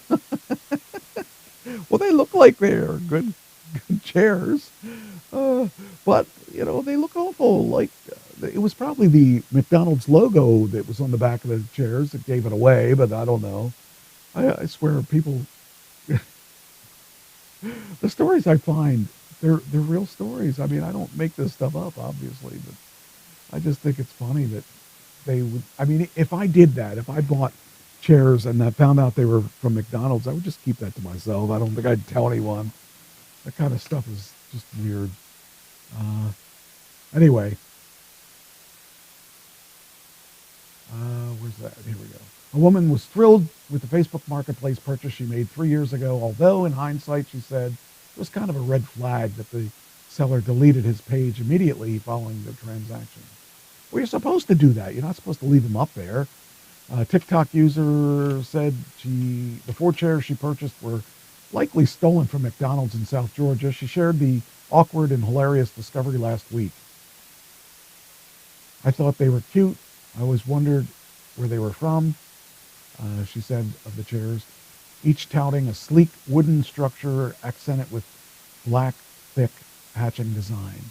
The creator said she paid $100 for the set, which she said was a steal. Yeah, more than she imagined. But fast forward to last week, she said she saw identical chairs stacked across the dining room at McDonald's in South Georgia. They were stolen chairs. But she got a lot of hits on that. She got 171,000 hits on that. Why can't I get my stuff up to there? That'd be kind of cool. She said she would return the stolen artifacts to McDonald's, but some commenters urged her to keep them, extolling their sleek design and sturdiness. Other viewers noticed that their local McDonald's in Philadelphia and Florida, according to some, had the exact same furniture. Girl, keep the chair. I'm sure they have a budget for things like that. Notice I have the head shaking there. Plus, you paid for them, even though it was illegal money. I mean, it was legal money, but it was illegal. Anyway. All right. So that's in the, chances are that woman stole the chairs and she's just using it. I don't know. Oh, here's this is funny. This was in the Telegraph. Rough sex fetishes and hundreds of genders meet the mother battling the crisis of UK sex education. Yeah, I wouldn't want to try to teach sex in today's world.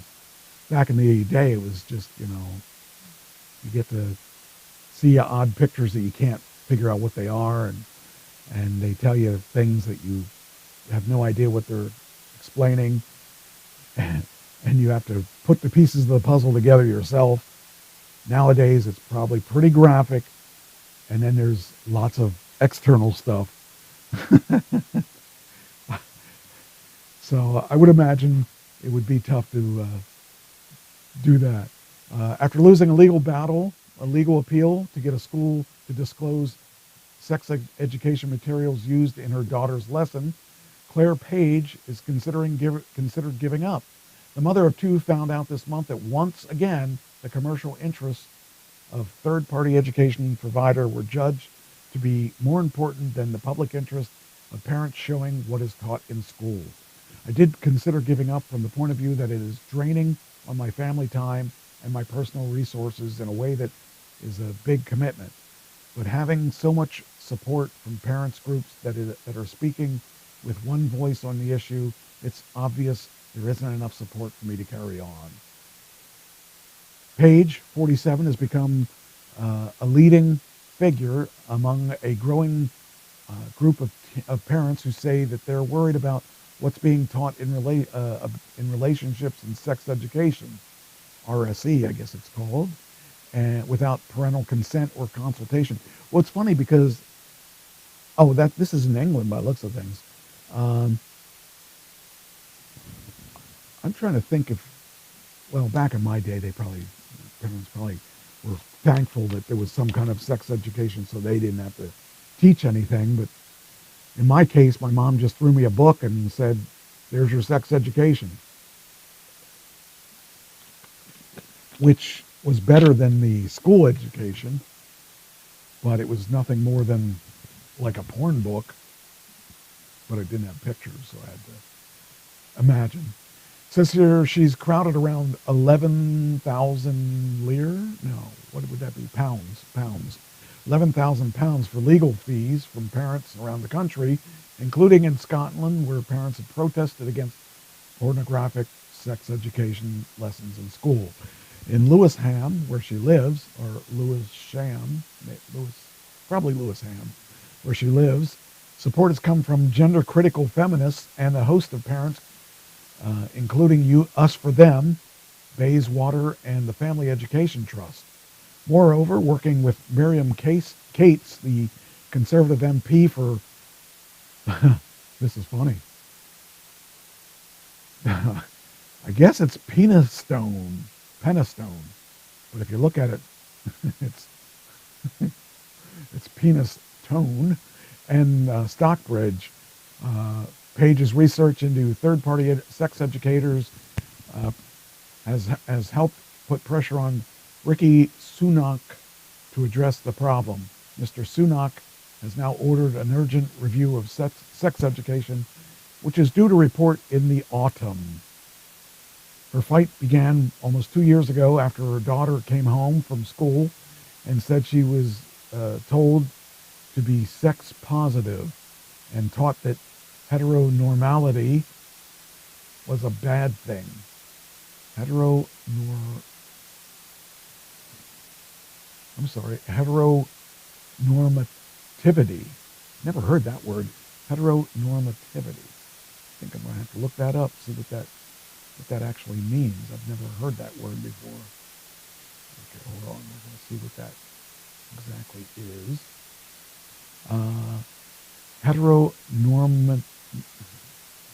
Heteronormativity is what makes heterosexuality seem coherent, natural, and privileged. It involves the assumption that everyone is naturally heterosexual and that heterosexuality is ideal, superior, let's try it again. It assumes that everyone is naturally heterosexual and that heterosexuality is ideal, superior to homosexuality or bisexuality. Well, that's a lot of words to think about. Okay. Taught that heteronormality, that word that I said was a bad thing.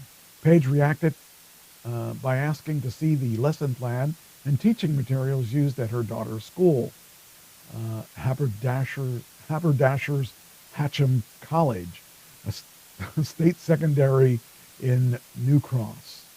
Is a secondary school, is that like a high school? I'm assuming it is. As far as parents have been told, the School of Sexual Education SSE, which describes itself as sex education charity providing in-school workshops and training. We could have training for school sex. That's interesting. Boy, they got training for everything. Anyway, as far as the parents have been told, the School of Sexual Education, which describes itself as sex education charity in school workshops and training, was going into the school to teach a 15-year-old about consent. Okay, now we got something. But after the school and SSE said that they were unable to give Paige copies of the lesson plan and materials because of the confidentiality agreement, Paige tried to use Freedom of Information laws to obtain copies. She was unsuccessful. The Information Commissioner's Office, and if the school is withholding information on what they're teaching, that is a bad thing. Who knows what they're really teaching if they're not going to tell people? That would be a real problem. I would have a problem as a teacher. That's an issue, because you should be able, whatever class that someone's taking, there should not be an issue as to what the class plans are on that. If you're paying your tax dollars or whatever are paying for this, or your child is forced to take this, they should make that agenda or that syllabus readily available. That should not be hidden from the parents. But in today's thing, you almost have to do sex education almost has to be taught in the home and not the school nowadays, because everybody's so sensitive to everything too. So, yeah, that's really interesting. Says Paige is an unlikely candidate for taking on the UK's sex education industry. The artist, who works in product design, is preoccupied with a new cat and housework. What? I don't think I understand the writing of this. Okay. The artist who works in product design is preoccupied with a new cat and housework when we meet her at the family home above the shop in an industrial area of southeast London. Wearing hoop earrings and no makeup, she points towards a studio where she works with her husband, who she met at art school in Liverpool. She says she worked less as a product designer since becoming a mother, and in recent years, as her campaign has taken over. When I became a mother, I really loved mother. Am I reading the same article? Let me see here. This is really strange. Okay. When I became a mother, I really loved motherhood, so I suppose I then became much more aware and caring about education, obviously. However, until she learnt what her children were being taught in the past 5 years, she says she has never been involved in campaigning. There's something that happens when you feel there's dishonesty surrounding your child. If the people around her are not being straight, it causes quite a visceral reaction in a parent. Having good faith, being in earnest, is just the most essential thing about having trust. What are we doing here? Is she running for government? Anyway, the 2019, so Paige decided to tell the school she didn't think this was right, assuming that one teacher had a wacky idea. Instead, she was surprised to learn that the school believed that it was following regulations. As an early adopter of the Department of Education's new relationships and sex education guidance, which was drawn up in consultation with Stonewall, the LGBT charity, in 2019, they made available to all schools in England, said that children should learn about LGBTQ or LGBT and gender identity without providing any age limits. It opened the door to third-party providers, typically registered charities and to work in school and access government funding to train staff. See, this I don't think is a school thing. This is something you should, I mean, I realize that it didn't happen to me, but I think this is something that should be done on a one-to-one basis with family. This is really strange.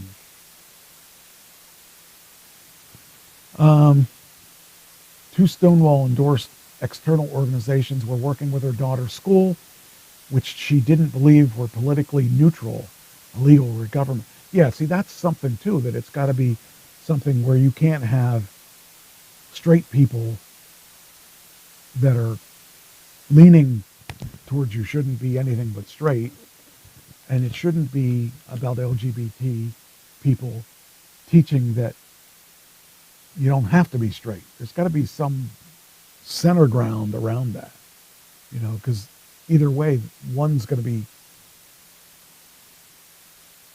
left or right, so to speak. I'm glad I don't have any kids.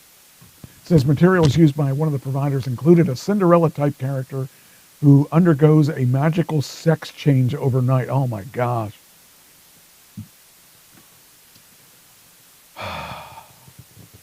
I am so glad I'm not a child now. And I'm glad I don't have children. Because this would be hard to navigate through this stuff. This is not a school thing. This is a personal thing. I don't know. This is really strange. I don't know. I'm totally against people in this whole thing. I mean, this is just too... I mean, we should go to school to learn how to read, how to write, how to do math, how to do, I don't know, I guess, I don't know.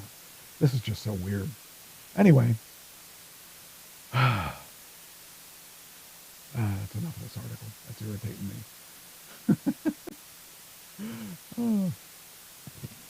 Anyway, let's see what else we got here. Almost can't read this because it's so small. Why did they say rough sex? They didn't say anything about rough sex in this article that I could see. Anyway. Okay, so...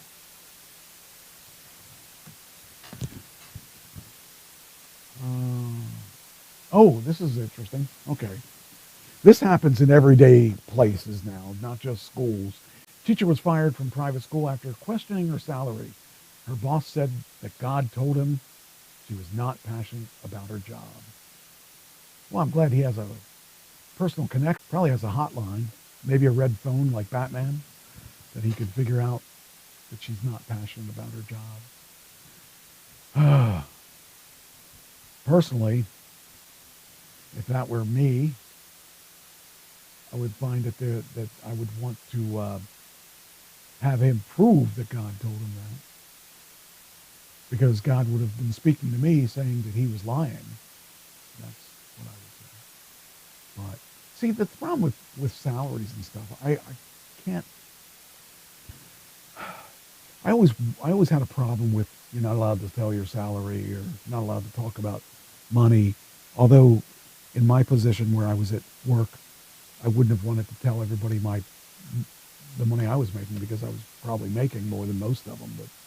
But it shouldn't be a thing for firing, you know? I could understand that they don't want everybody getting the top wage. But if they pay a fair wage, they wouldn't have to worry about that. Rarely will you find instances where the workplace meets religion. Typically, employers frown upon introducing individual religious beliefs and practices into the business environment to avoid claims of discrimination or mistreatment. One exception is a religious-based organization like churches or private Bible schools. In the video caption, "Welcome to How I Get Fired as an Elementary School Teacher," she started giving viewers a little bit of history. In 2019, Elise finished school and went straight into teaching. At 22 years old, she had the daunting task of entering her first year as an educator during the COVID-19 pandemic. Believing it carried more prestige than teaching at a public school, she joined the staff at a private school despite making $7,000 less than she would have made elsewhere. She stayed in the role for 2 years because she stood behind the school's mission. The first year teaching was obviously rough because of COVID, but I felt so accomplished, she said. By year 2, according to her, she was very confident in teaching. She knew she was performing well based on the feedback she got from her parents, students, and colleagues. Still, she knew she had a lot to learn and would need to continue to grow in her career. In Elise's second year of teaching, her student achieved the highest score improvements in reading, and she was over the moon and filled with pride. I loved my job. I was invited to birthday parties. I was the cool, fun, young teacher. That's probably the first start of bad things happening. There were things about the job that she did not love, but she was dedicated to her school's mission. You know, it's kind of like where I worked. I loved my job. I didn't love the people I was working with, but I loved my job. I loved that that my clients were happy. I loved that that I could work with my clients and get whatever I needed. I could get those numbers because they loved me. But the people that I worked with, the people that were within my company, didn't like me because I didn't do things the way everybody else did them.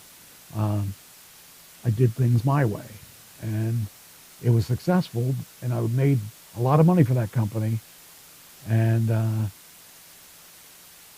they wanted to get rid of me because of my age, I would imagine, more than anything. Because there were younger kids. They hired a car salesman to replace me. He didn't last very long, but they did hire a car salesman. So, you know, it's just kind of weird that those kind of things happen. And you want to think that they weren't going to happen, but they do happen. And, you know, it just kind of, I mean, it's just a, I don't know. There's situations where you're really good at your job and the employer doesn't accept that. And even though you're doing what you're supposed to be doing, you know, you got to follow the rules of the land. And, you know, even though I was making my numbers, I was making the sales and customers were always happy. That wasn't the thing that they were happy about. You know, and you would think that that would be the thing they should have been happy about. Back to the story with Elise. It says, after completing her second year, Elise attended an end-of-the-year meeting with her boss. The intention was to discuss how the year went, how the contract for the following year, and leave for summer break. During her sit-down with the manager, she decided to voice her concerns over what she was being paid, but she didn't make a big deal of it. Elise had already asked her mom whether or not she should stick around because of not getting a pay increase. After pondering it, she decided to stay at the school for the time being and signed a new contract for the next year when she met with the boss. You know, there's times when you would stay somewhere because you liked what you were doing. I can understand. The next morning, the vacationing teacher got a text. Wait. Where'd that come from? Elise had already asked her mom whether or not she should stick around. After not getting the pay increase, after pondering, she decided to stay for the time being. She signed a new contract.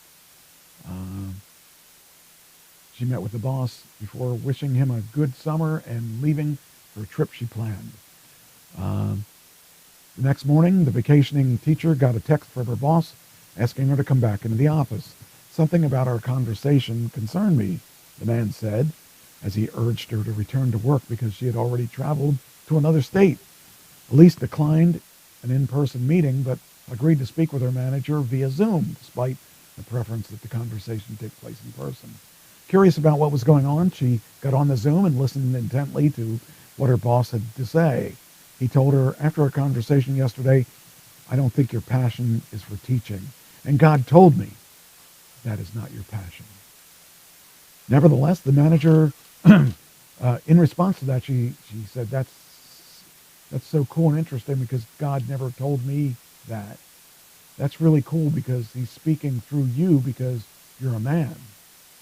Nevertheless, the manager decided that because he had received a message about her passion directly from God himself, her contract to teach could not, or would be rescinded and not reviewed or not renewed for the following year. Elise told the viewers that her mind was blown because of how well she had done in the job and how passionate she had been when it came to the students, and that apparently the young woman took the rejection from private schools as an opportunity. She stopped teaching after that and began a career as a photographer, and as shown in her TikTok videos. It's just so weird that employers are like that, but they're just, I don't know, pig-headed. And I would think that as a woman, it would be more difficult than as a man, because in working for a religious school especially, they probably have a lot more prejudices against women than other places. Maybe not, but I would think that may be a possibility, depending where, if it's Catholic or whatever. So I don't know. Guess what? That's one nice thing about being a guy. You don't have to deal with that kind of stuff. You got other crappy stuff to deal with.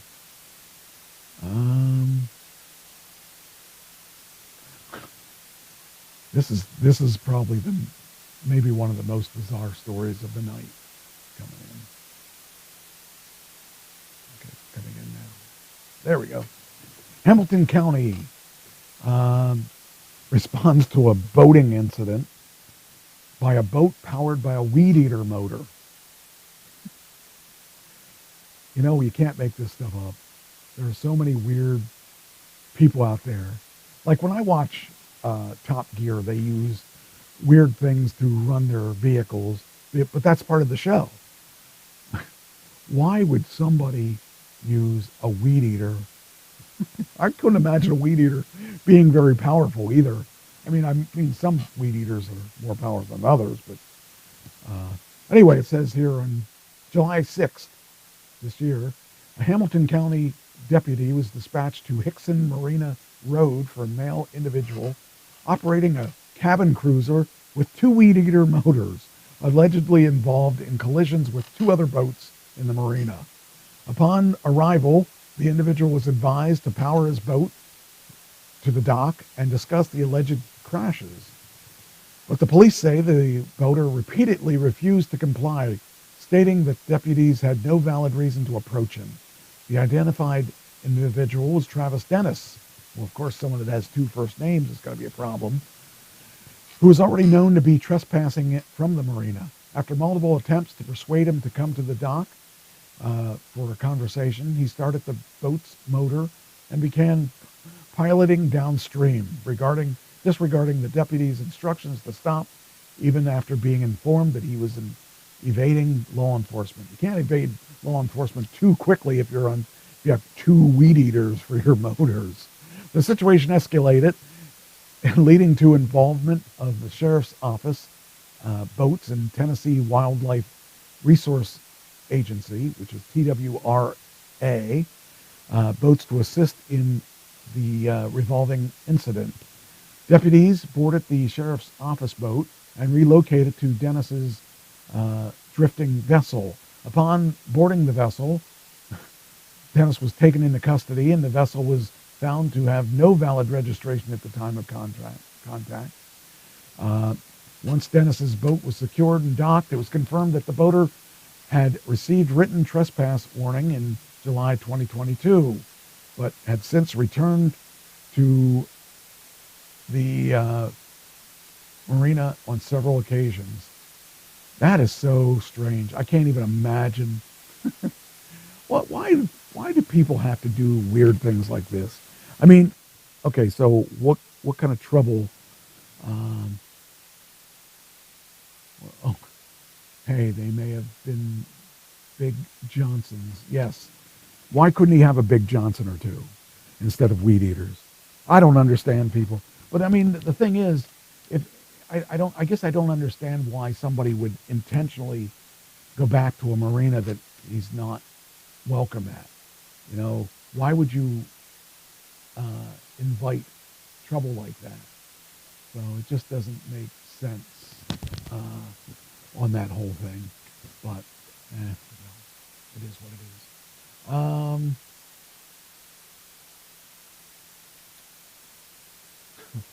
Italian prosecutor demands cancellation of birth certificate for lesbian couples.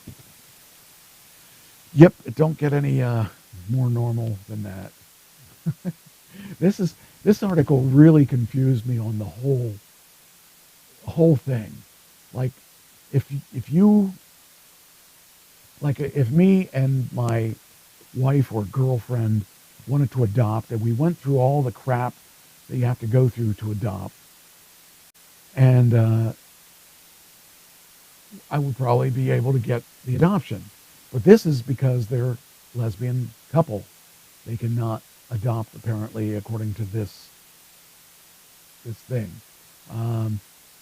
It was in Rome.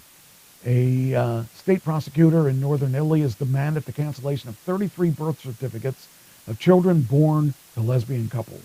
You know, they could have insemination, like in this case, it was probably insemination, dating back to 2017, saying the name of the non-biological mother should be removed. So if you have if you're in a lesbian, I guess basically if you're in I wonder how that works for the men. Like if two men are trying to adopt, like in, what was it, Modern Family, I think it's the show. I never watched the show, but I know that it had a gay couple. But the move by the prosecutor came late on Monday, highlighting the legal, this word I've never seen, morass, M-O-R-A-S-S, the legal morass facing gay families in Italy. It comes months after the Prime Minister, Giorgia Meloni, government ordered city councils to stop registering same-sex parents. Oh, so I guess they're talking about two males too. Italy legalized same-sex civil unions in 2016 under the center-left government, but stopped short of giving couples full adoption rights, fearing that it would encourage surrogate pregnancies, which remain legal. In the absence of clear legislation on the issue, some courts have ruled in favor of allowing such couples to adopt each other's children, and mayors of some cities have registered births to both partners from same-sex unions. However, the prosecutor of Padua, which is P-A-D-U-A, opened a legal case this month saying the 33 birth certificates signed by the city mayor since 2017 should be changed with the name of the non-biological mother removed. A court will rule on their request later this year. The prosecutor's initiative outraged Italy's LGBTQ plus community. These children are being orphaned by decree. The center-left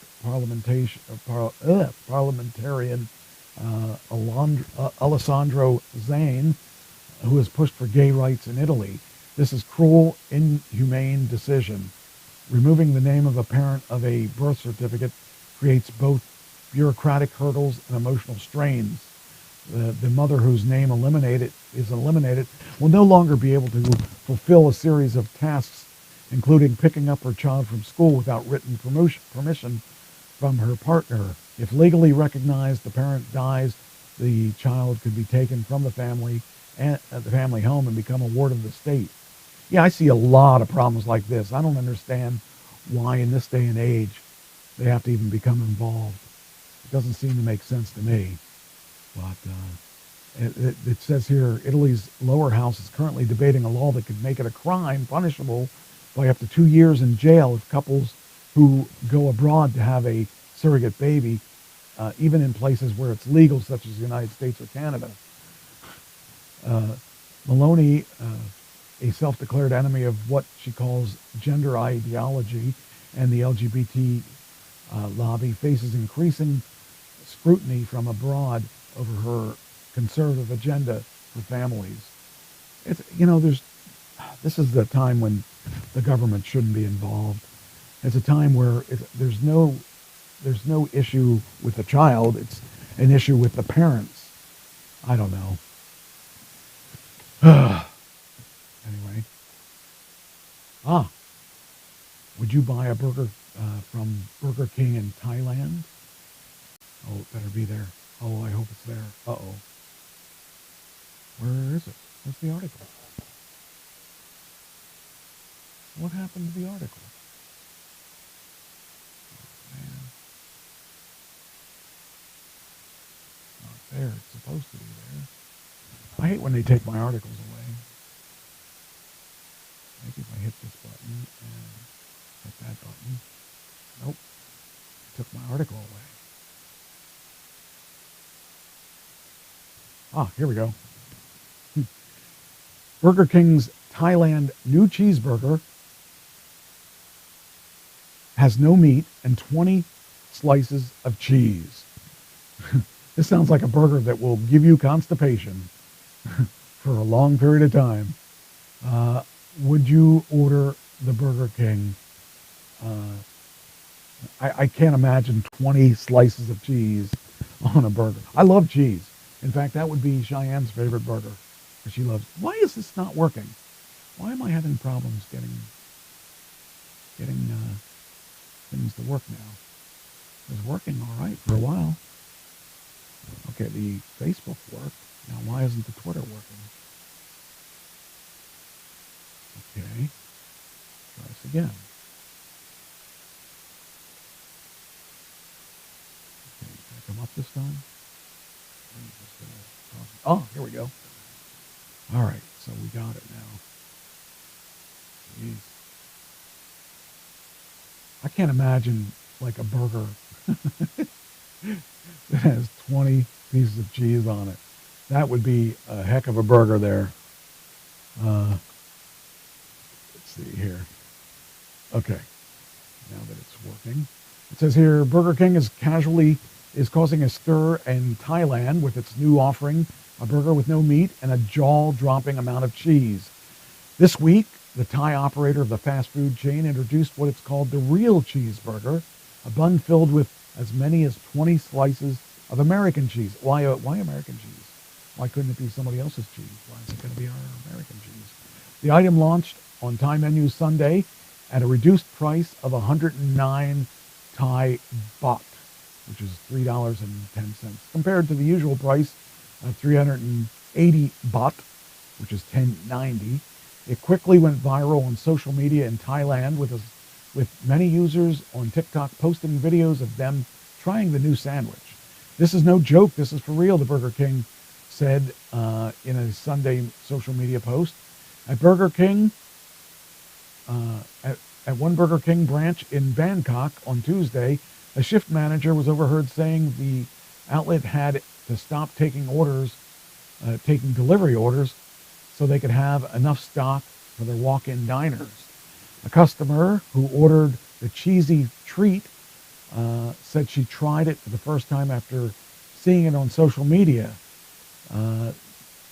I'm Jeepech, a 25-year-old IT engineer, said she loved the cheese, but it was a bit too much. I could only finish half of it. This is an insane amount of cheese, and add it to one burger. Food is good when things are at the right combination. Which is Chapek's first name. I'm at it that she would probably not order the gooey fare next time.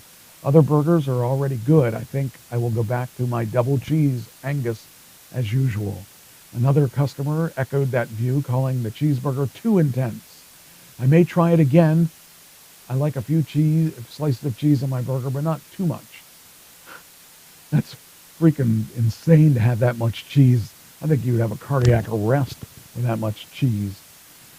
I want to know what holds it together. Well, the cheese holds the buns together. So, yeah, that's crazy. In the United States, the Burger King has doubled down on the burger, a Flame signature beef burger that was also taken off on platforms. because of a commercial jingle that came out last year. I don't know. That's a lot of cheese. That's just crazy. I mean, I like cheese, but you might as well buy a block of cheese at the grocery store and just put it on put it on 2 pieces of bread or something. It's funny. Shark attack video shows in the Florida Everglades shows a man being bitten and pulled from a boat. Yeah, that's a good time to not go on a boat. Okay, what are we doing here? Okay, we're doing it differently on here. Oh, let's see here. Okay, what happened here? Why do I have 2? All right, now, where are we going here? Okay, then we get it back. Come on. What is going on? All right, you gotta work for me. This is Yahoo. Why didn't that work? Should have worked. Let's try it again. Facebook. Facebook, come on, you can do it. You can do it. You're not gonna do it right. Facebook. There we go. Ugh, that's crazy. I hate when their links don't work right. All right, so a video appears to show a man being bitten and dragged out of his fishing boat by a shark in the Everglades. The video was shared with the news station in southeast Florida. It appears to be one fisherman dipping his hand near a partially submerged shark before the predatory fish lunged at him, causing him to fall into the water. So let's see what happens. Oh, wow. Get him! Wow, I wonder if he died. Oh, that's crazy. That would be a good reason not to go shark fishing. Reported the park rangers responded to the scene and treated the man for a hand injury, and he was airlifted to the medical center, and it says no other details were released. So we don't know how bad he was hurt. That's crazy, man. I don't mess with sharks. Sharks are crazy. They'll definitely tear you apart.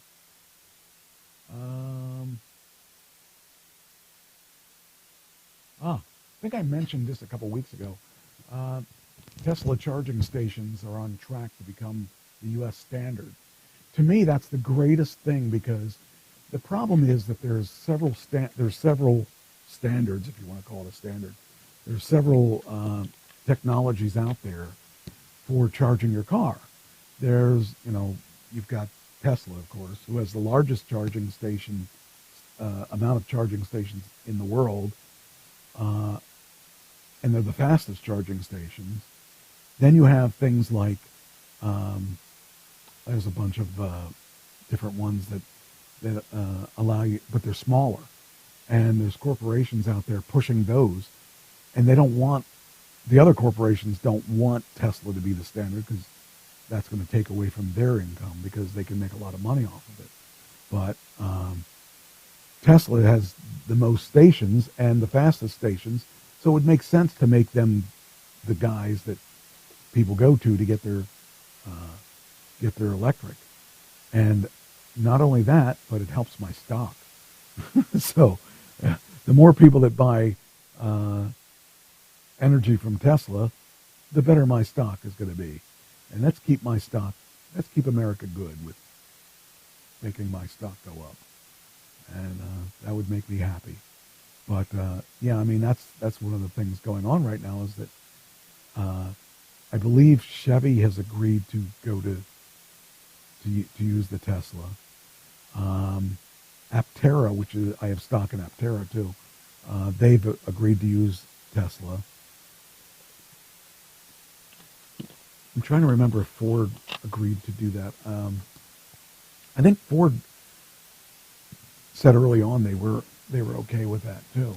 So if that happens, again, Tesla's not a car company; they're a technology company. So if they end up getting the charging stuff, I mean, I know that the energy companies, the gas companies, were talking about doing one, just so they could stay taking your money. Because right now, if you think about it, and if you didn't know this, I'm going to tell you now, and you will know this now. They all know what everybody's doing, and they falsify the increases on our gas prices at will. And whether or not you want to believe it or not, when gas prices go up, they all agree to make them go up together, because our costs haven't changed in finding gas. Now the government's taking a big chunk of that too, so they don't say much, but you're paying probably easily a third of what you're paying is in taxes. So if for every dollar you're paying at least 30 cents in taxes, and maybe more.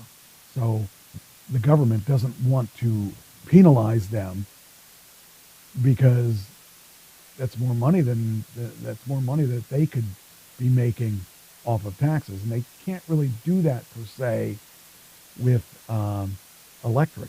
Now, one thing that you do have an advantage of with electric is that they do not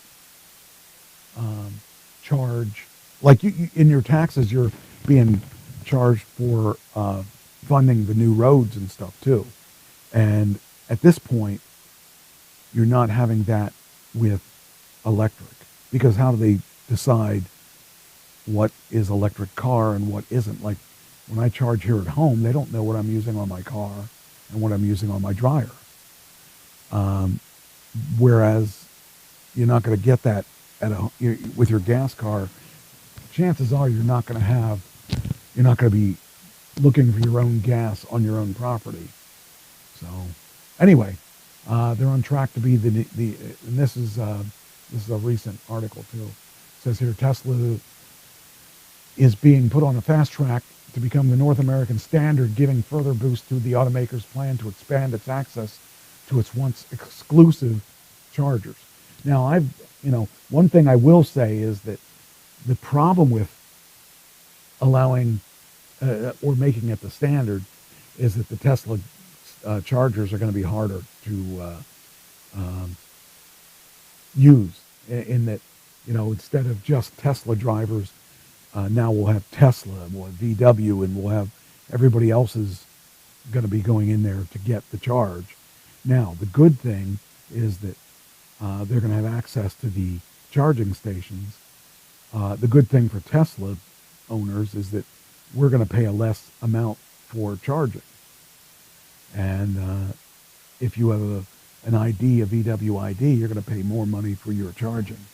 Because we right now are paying basically what Tesla is paying for it, just for the opportunity of, just because we bought a Tesla. So but we'll see what happens. So far I haven't seen as much with other cars being in the Tesla charging stations. I think a lot of the people that don't own Teslas don't want to fund Tesla by using their power. They'd rather get a slower charger than allow Tesla to make money. That does happen. But right now, it says here, Tesla's been gathering momentum. It says Volvo joined Tuesday. General Motors, Ford, Rivian have all embraced the Tesla design. The connector is a better connector too. So I really think it'd be awesome if they do become the standard, and it could happen. And I like the idea that that's coming around. I want to see what's Tesla stock at today. Tesla stock is at 254.11. So, I mean, that's not where it should be. It should be a lot higher, and it will get higher again. because they're making money. So it's still gonna do well. I wish I had had money to buy it when it dropped way, way low earlier this year. But, yeah, I've got a few shares, so I'm not too unhappy about that. James Lewis. I'm sorry, James Lewis. You probably don't know that name, but you know what that person's known for. James Lewis, back in 1982, there was a big thing going on where people were dying from buying Tylenol because somebody was messing with the Tylenol bottles. And back then they didn't when you opened the bottle, the Tylenol was right there. You didn't have to pull some kind of tab off of it. So somebody, the person who was accused of it was James Lewis. James Lewis has died. He should have died earlier than this, but he didn't. The prime suspect in the 1982 Tylenol murders has been found dead in his Massachusetts apartment. According to Cambridge police, James Lewis, 76, was found unresponsive on Sunday just after 4 p.m. He was pronounced dead shortly after. Police said the death was determined to be not suspicious. He probably took too many Tylenol. In 1982, 7 people in the greater Chicago area died after taking Tylenol laced with cyanide. Soon after, a man wrote an extortion letter to Johnson & Johnson and its subsidiary, the maker of Tylenol, demanding $1 million to stop the killings. The man who wrote that letter was James Lewis. He would later spend 12 years in prison for attempted extortion. He was never charged with murder. So that was kind of weird that I guess he didn't, he wrote that letter. That was his only, the only evidence, I guess, that he had of it. So, it says here, sources told CBS 2, this is a frustrating day for law enforcement who had been investigating the case for decades. Lewis was a prime suspect since day one, and officials felt they had sufficient circumstantial evidence for Lewis to be charged. Yeah, but he's like a billion years old. If they were going to get him, they should have got him in 82. And, it's just kind of weird that they were still investigating this from 1982. On September 29th, 1982, a 12-year-old girl in Elk Grove Village had a cold, so she took 2 Tylenol before going to school in the morning.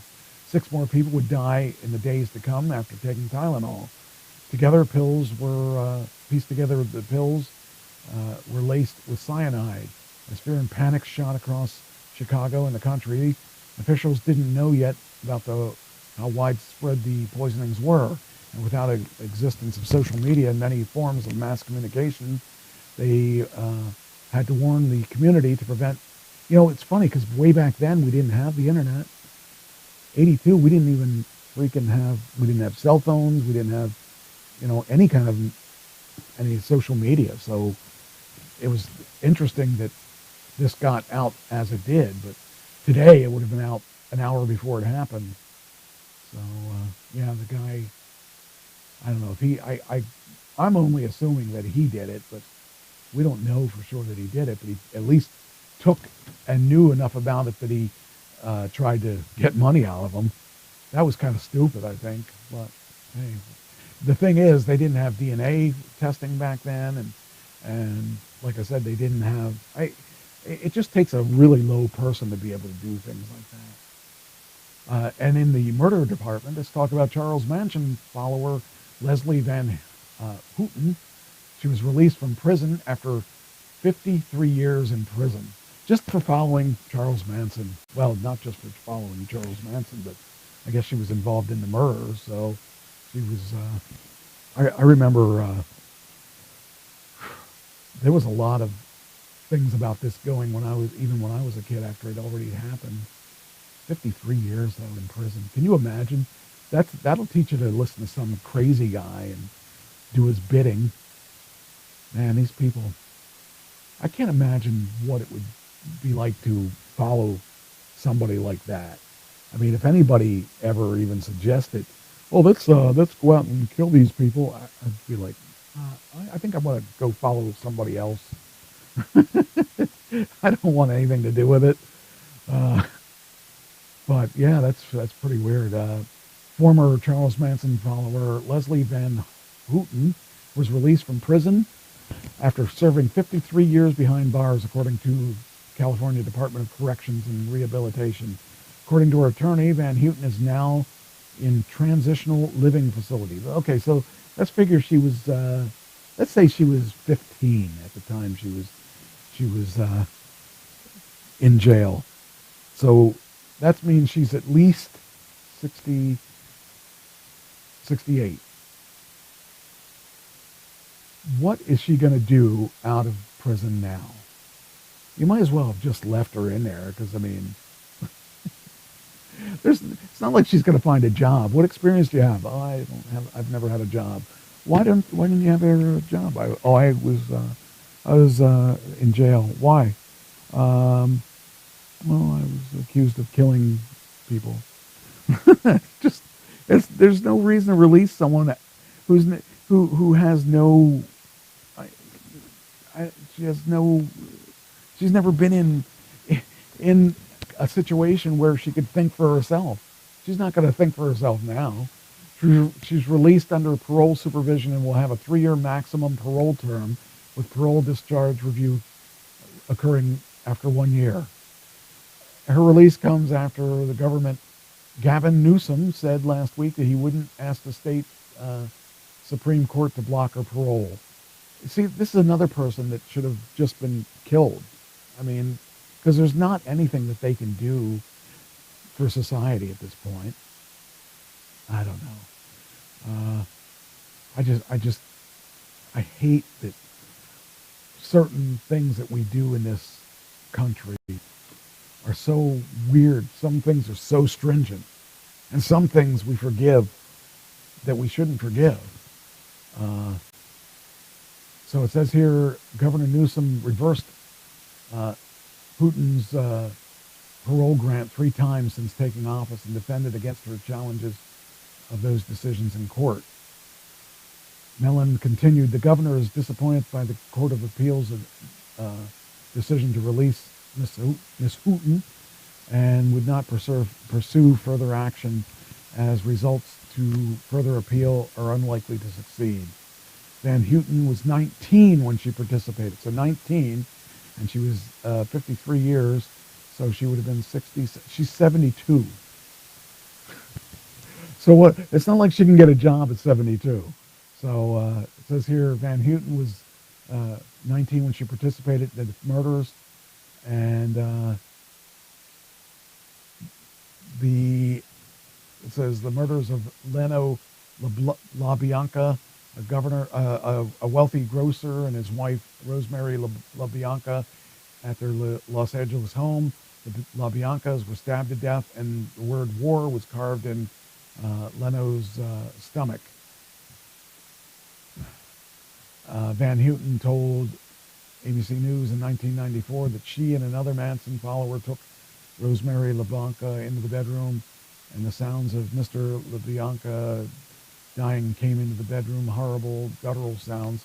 She started calling out to him and yelling to him, and at that moment, for a brief moment, I realized, these are people that loved each other. She said Manson follower Charles Tex Watson handed her the knife. He said, do something, because Manson told him to make sure that all of us got our hands dirty. So she stabbed Mrs. LaBianca in the lower back 16 times. See, so someone like that, I don't understand. And then Manson didn't kill anybody. He just told people to kill people. That's just crazy. I don't know. People like that make me sick, because they followed rules that some maniac made, and people died because of that. It just doesn't make sense to me. Okay, what else we got here? Just trying to go through this stuff that I had this for a couple weeks actually.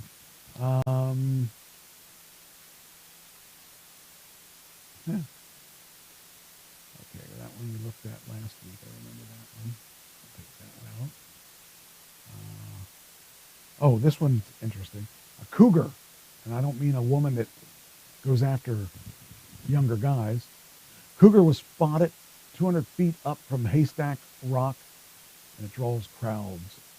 And to me, that's kind of interesting that they're seeing these cougars, because they're usually not near people. So that I found interesting. People from all over the U.S. head to Cannon Beach. I don't know where that is. To see Haystack Rock. But over the weekend, they were there to see a cougar perched 200 feet above. You could hear people as fish and wildlife crews try to get down. I'm excited to head down to the rock, but we usually walk down here. We're like, what is going on down there? Said a local. And where's the rest of the article? The article's gone. What the freak? I think the article said it's time to finish the show. Oh, here it is. Read more. I was going to say. It brings excitement to the town, so everyone's talking about it. It's not every day you get to see a mountain lion on a beach, so it seems like fun. I wouldn't find that fun. I would find that scary. But hey, people are crazy. They deserve whatever the mountain lion has to give them. Or the cougar. I'm sorry, the cougar.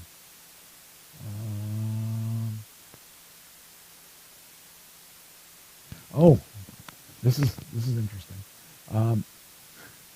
A popular Tennessee soccer coach left his phone at a restaurant. Police say they discovered videos on the device that have him allegedly raping unconscious boys. Yay. That's what I want. I want to have my coach. Freaking people just see if this is true, if this guy is raping these and he has videos of it, why not just kill him? You know, this is a guy that can't be trusted. Can't be trusted with kids, can't be trusted with anybody. If they're unconscious, he could just attack anybody.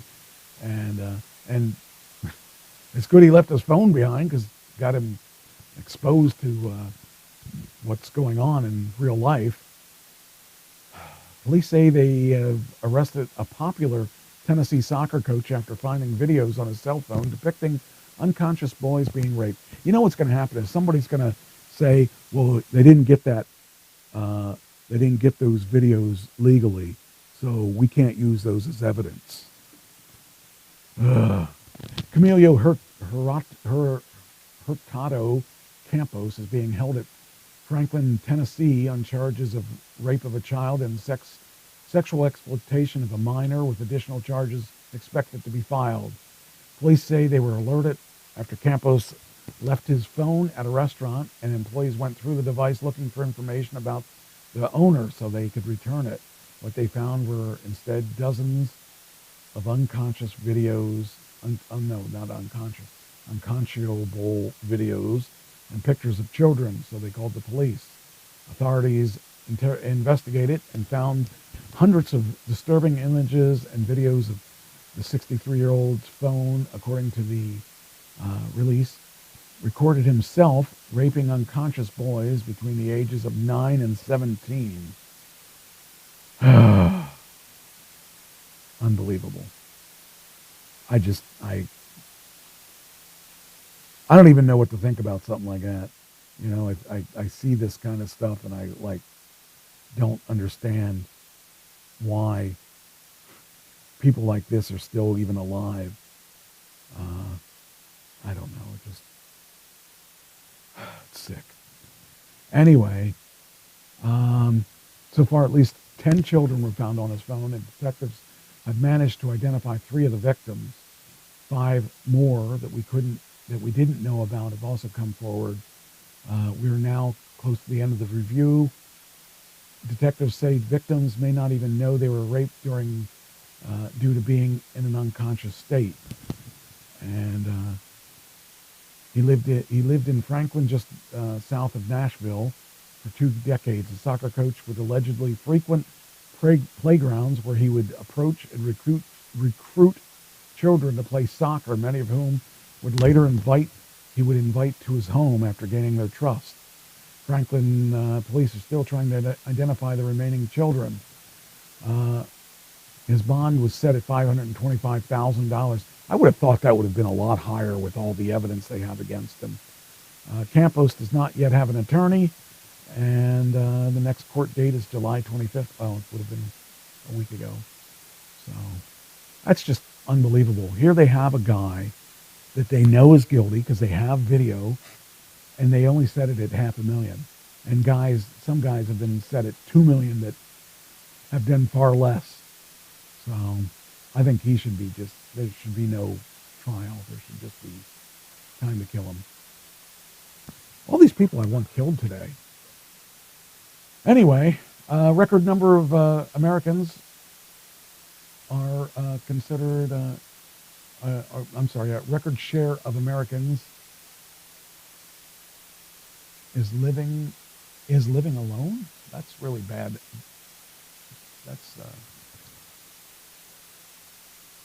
A record share of Americans is living alone. Wouldn't that be our living alone? I don't know. 30% of American households are comprised of a single person, a record high. Scholars are living alone. Scholars say living alone is not a trend, it's a transformation. Across much of the world, large numbers of people are living alone for the first time in recorded history. It's a stunning social change. I came to see it as the biggest demographic change in the last century that we failed to recognize and take seriously. Homo sapiens.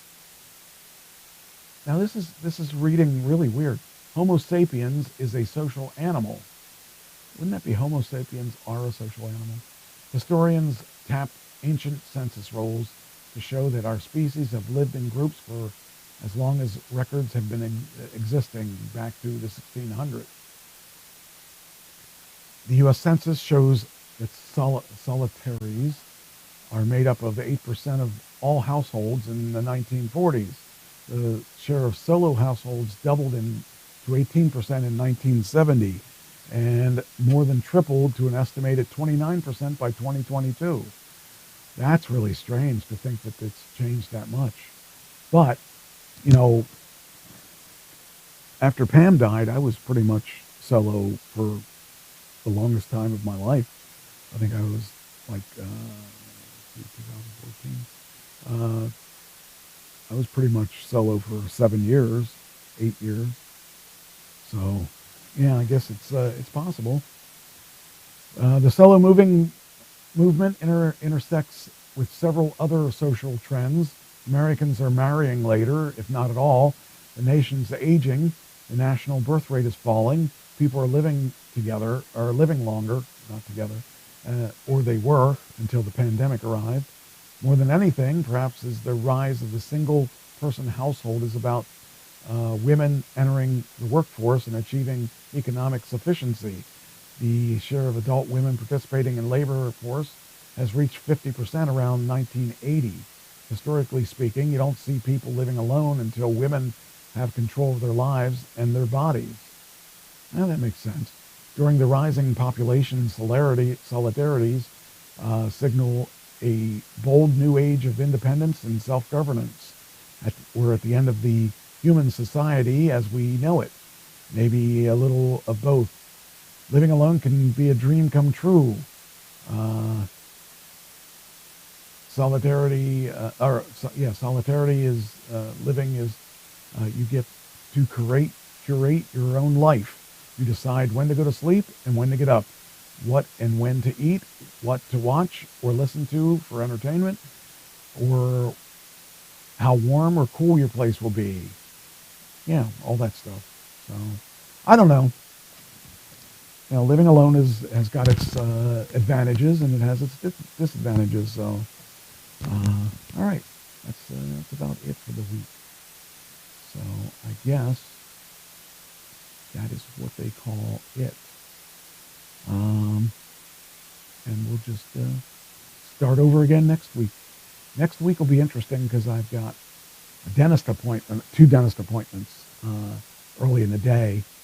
I had 2 dentist appointments today. They called me in the morning and asked if I wanted to take these appointments. And I had I'm doing teeth whitening. They did teeth whitening today for me. So my teeth really feel different today, which is good. So hopefully, since I'm going to California next week, the teeth cleaning or whitening Tuesday will definitely stand out. So I'm looking forward to getting that done. But it's an interesting thing to see what they do as far as the whitening goes. So anyway, I want to thank everyone for listening who's out there, and I guess it's time to shut this thing down. So I will talk to you guys next week, and as usual, it's